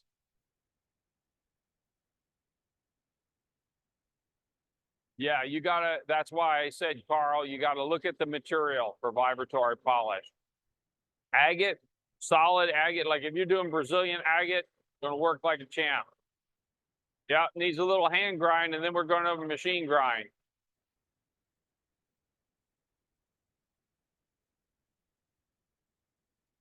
And you can see that low spot where the casting wasn't very good, but that's a preform, decent. Wouldn't throw it away. He wouldn't throw it away. Me, I'd sell it. I'd be like, okay, I don't want to cut it. Somebody else can enjoy cutting it. I'm spoiled. I want to cut Laguna agate spears. All right. So that covers. Well, Alicia wants to buy it. I'll sell it. You know me, like unless I'm really attached to making it. Which, if it was a Laguna, I'd be like, no, I got to finish it. That's why that other one broke on me. The 20-year-old headphones. You want to sell that preform now that you made it? Alicia wants to buy it. Well, how much you want to buy it for? If we sell it, it just gives me an excuse to cut another one. That is true, Carl. Bid it out. All right, let's put it in front of the camera. All right, let me go grab it. And you got to see exactly what was involved in. All right, switch to this camera here. All right, that's perfect. Get it up right in front of the camera. All right, rhodonite, African rhodonite preform. High bid takes it. And on these, I'll show you guys Thursday how I grind these. And this actually really won't be hard to finish at all. This is pretty clean preform, other than just this one. Yeah, Carl, you got to come over and hang out with us and show us how it's done then.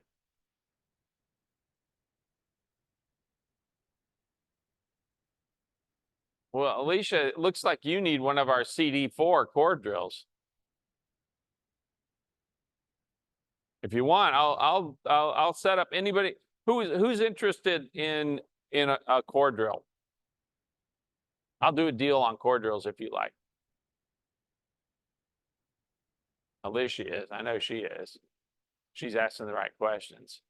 And I think there's a number of people with core drills in the room. So let me ask you this: was this helpful to watch how I use these tools? Particularly, I'm really interested in the people that have core drills, whether that's helpful. Because I know, okay, everybody tells me this stuff. I know I don't have manuals for these. Like, it's a complicated manual to write for a core drill. Because I can sit here and talk about it, and there's a whole bunch of nuances that are hard to capture, and I'm a guy with no time. Who wants to start us on this preform? I'm getting more attached the more I look at it. Jody says 30. I'm picturing like this orange garnet right here in the polished piece, and I'm getting a little more attached. Steve's at 35. Seeing some of At this. least you want in.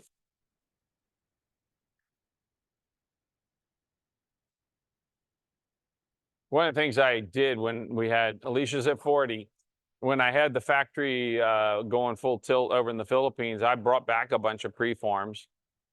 Steve's at 45. I'm going to fire up another factory. And when I do that, I'll do that for you guys. I'll crank out a bunch of extra preforms and bring them over. So for the people that don't have a core drill yet, they got something to do. We're working on that. We bought special software for that because This will be a finished 2.5 inch. It was a 3-inch core. So it'll be a finished 2.5. yeah, it was drilled with a 3-inch core. There's your calipers, measure it. I don't think it'll go quite 2.5 because of that. Well, I guess I'm not accounting Yeah. for having to grind Yeah, it in, just but measure it. We're at 45 with Steve and we're going to sell it.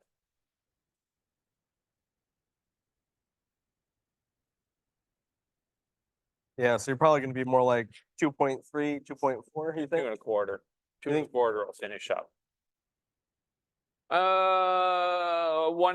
3/4 inch cups would probably be perfect for that. All right. Getting ready to Because sell it? we're at 45 with Steve. Are we almost done? Anybody else? See, that's why I never sold the preforms when I had a core drill. I was like, oh gosh, all that work for 45 bucks. Yeah, that's a low shop rate. All right, Steve takes it. That is lot number 3477. All right, so any other questions? Anything else you guys need to see before we end tonight? Yeah, he's still sick. I'm trying to stay away from him. Yeah, I don't He's blame not you. too bad, but I just don't want to catch it. And I fly tomorrow. Tomorrow morning, I got to go to the airport at 2:15 in the morning. I got a 5:45 a.m. flight out of Austin. That ought to be fun. Oh, the other one, That's the same size. same size, but I'm just going to keep that for demonstration purposes. But I don't know. You might talk Zeke into preforming something, but honestly, you know, with the cost of operating things here, it's very high. Like if I do it over in you know, my factory in the Philippines, you know, like it's way cheaper. The Philippines, there's like a lot of people that want to work in cutting shop like that. It's pretty cool. Well, we'll talk more about this. So you guys are all going to join us on Thursday when we talk about spheres? So Thursday, we'll take a preform. I'll make another one. And we'll take a preform and I'll show you guys the hand grinding it to get it ready to go in the sphere machine. And then we'll take it from the preform all the way to a finished piece. Yep. Oh, hourly rate for If me we is did not if cheap. we did a shop rate to actually be, a shop rate in here would be like 80 bucks an hour at minimum. And probably my brother would be like, what are you, crazy? John's cheap because actually when I was running my shop by myself in Utah, I was like 125 an hour depending on the job. Yeah. And that's still probably, most people were like, oh, that's on the cheap side. Yeah, I think the best solution is if I crank some preforms out for people in the factory. If I had to start a shop here in Massachusetts, I'd probably start at 150 an hour for shop time. Homebrew. Oh, well, I'll tell you, a lot of people, yeah, the homebrewed core drill rigs, the real problem that I see with those is that one, you can't control the speed of the bit in most of those. They're like a 2-speed motor or something. And a lot of the guys that are using those are using commercial concrete and asphalt bits, and those bits are not great for cutting hard stuff. If you're cutting calcite or if you're cutting onyxes or softer granite, things like that, they'll work. But if you're trying to cut agate, you're going to get really disappointed. And I know because I went through all that. Like this drill right here is now 5th generation. That's a 5th generation. This is the best generation. I've done some massive things where I located all the slides inside these columns. All the slides are inside the columns now. I've perfected so much on the machine. And it's a complicated machine. I mean, it took hundreds of hours of work to develop this. And the whole idea is, how do you control the bit? How do you control the rock?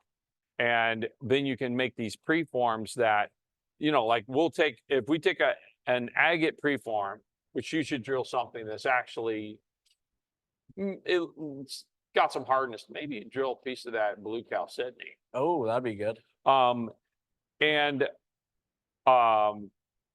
the rough grind off of a preform like this, we can rough grind it in 10 minutes. It used to be, when I was rough grinding on the carbide machines, that was a day. It was going to run 8 hours.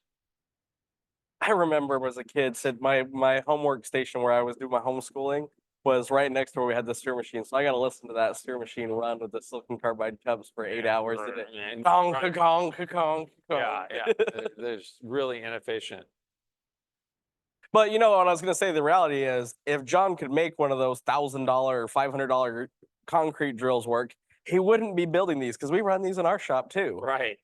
Well, that's exactly what I did the first time, is I was trying to use all that kind of stuff. And it was like, you know, it's not functioning. So Carl's making an offer here. He's willing to preform for people. If you don't have a core drill, talk to Carl. And Carl's got, I'll say this, Carl has got the best gear. I'm not just opinionated, it's true. So, Alicia and anybody else who's interested in a core drill, what I'll do is, Alicia, do you have a sphere machine? I think you said you did. What kind of sphere machine do you have, Alicia? Do you have the low speed or the high speed machine? Or somebody else's machine? Low speed. Yeah, you really need a high speed machine. It's a life-changing experience. The low speed machine's good to have. The ultimate setup is a high speed machine, a core drill, of course, a high speed machine for roughing and fining, and then for your final polish, you use your low speed machine. That's all I ever use my low speed machines for, is I put the leather cups or the canvas cups, depending on what I'm doing. And that's all I use a low speed machine for. So the one thing else that I use the low speed machine for that was like a big money maker for me is I'd take it to shows. I had a cart that I would load in. Okay. And PR. So it also works real well as a PR machine. well, you know, because then actually when I offered to be a demonstrator, I got more booth space, I got better location. People would stand at my booth for an hour to watch that thing spin, and then they'd want to buy a ball because they thought it was so cool. So think about that if you're doing shows. Like I used to get better spaces, could be like, I'll demonstrate too. Yeah, yeah. Well, they do like that in the shows, and it helps attract people into the hobby. So I think we're about ready to wrap up. We'll do another spin. We're going to do another spin here in just a minute, and then we'll wrap, because this guy needs some more rest to get recovered, and I've got to get up at 2 a.m. So, but I'll say this, because there was the question about doing a deal. I'll customize for anybody who's got something they want to add to their shop for sphere making.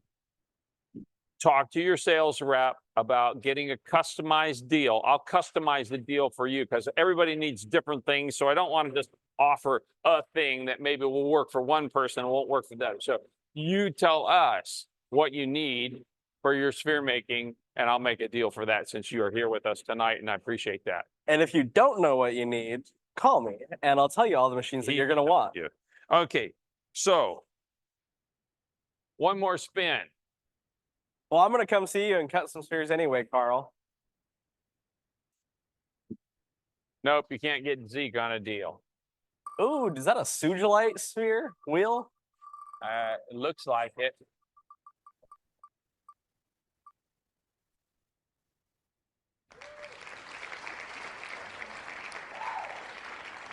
Ted,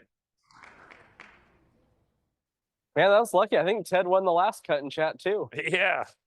Well, we didn't do all of them, but so you get choice between 1 and 2, and the next one will go for Thursday. Door 1 or door 2? Number 1. Thank you, Kate. Oh, we got a nice chunk of sodalite. Oh, you guys can't see that camera. I'll hold it up there. That's lot 1480.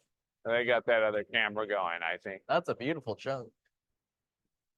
That is good touch of sodalite. It is. That's lot 1480.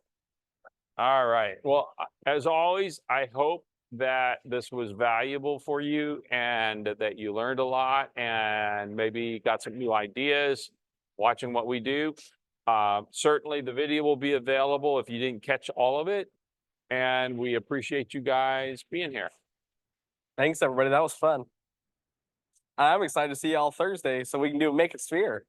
See you tomorrow. Live sale. Thanks, everybody.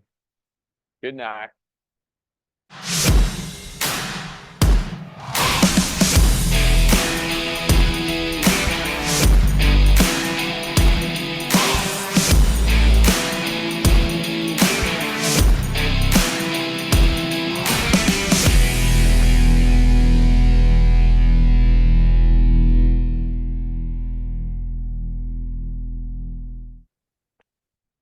Thank you, everyone. We hope you enjoyed that cut and chat and learned a lot. We hope to see you again tomorrow during the Rough Rock live sale. Good night and take care. Bye.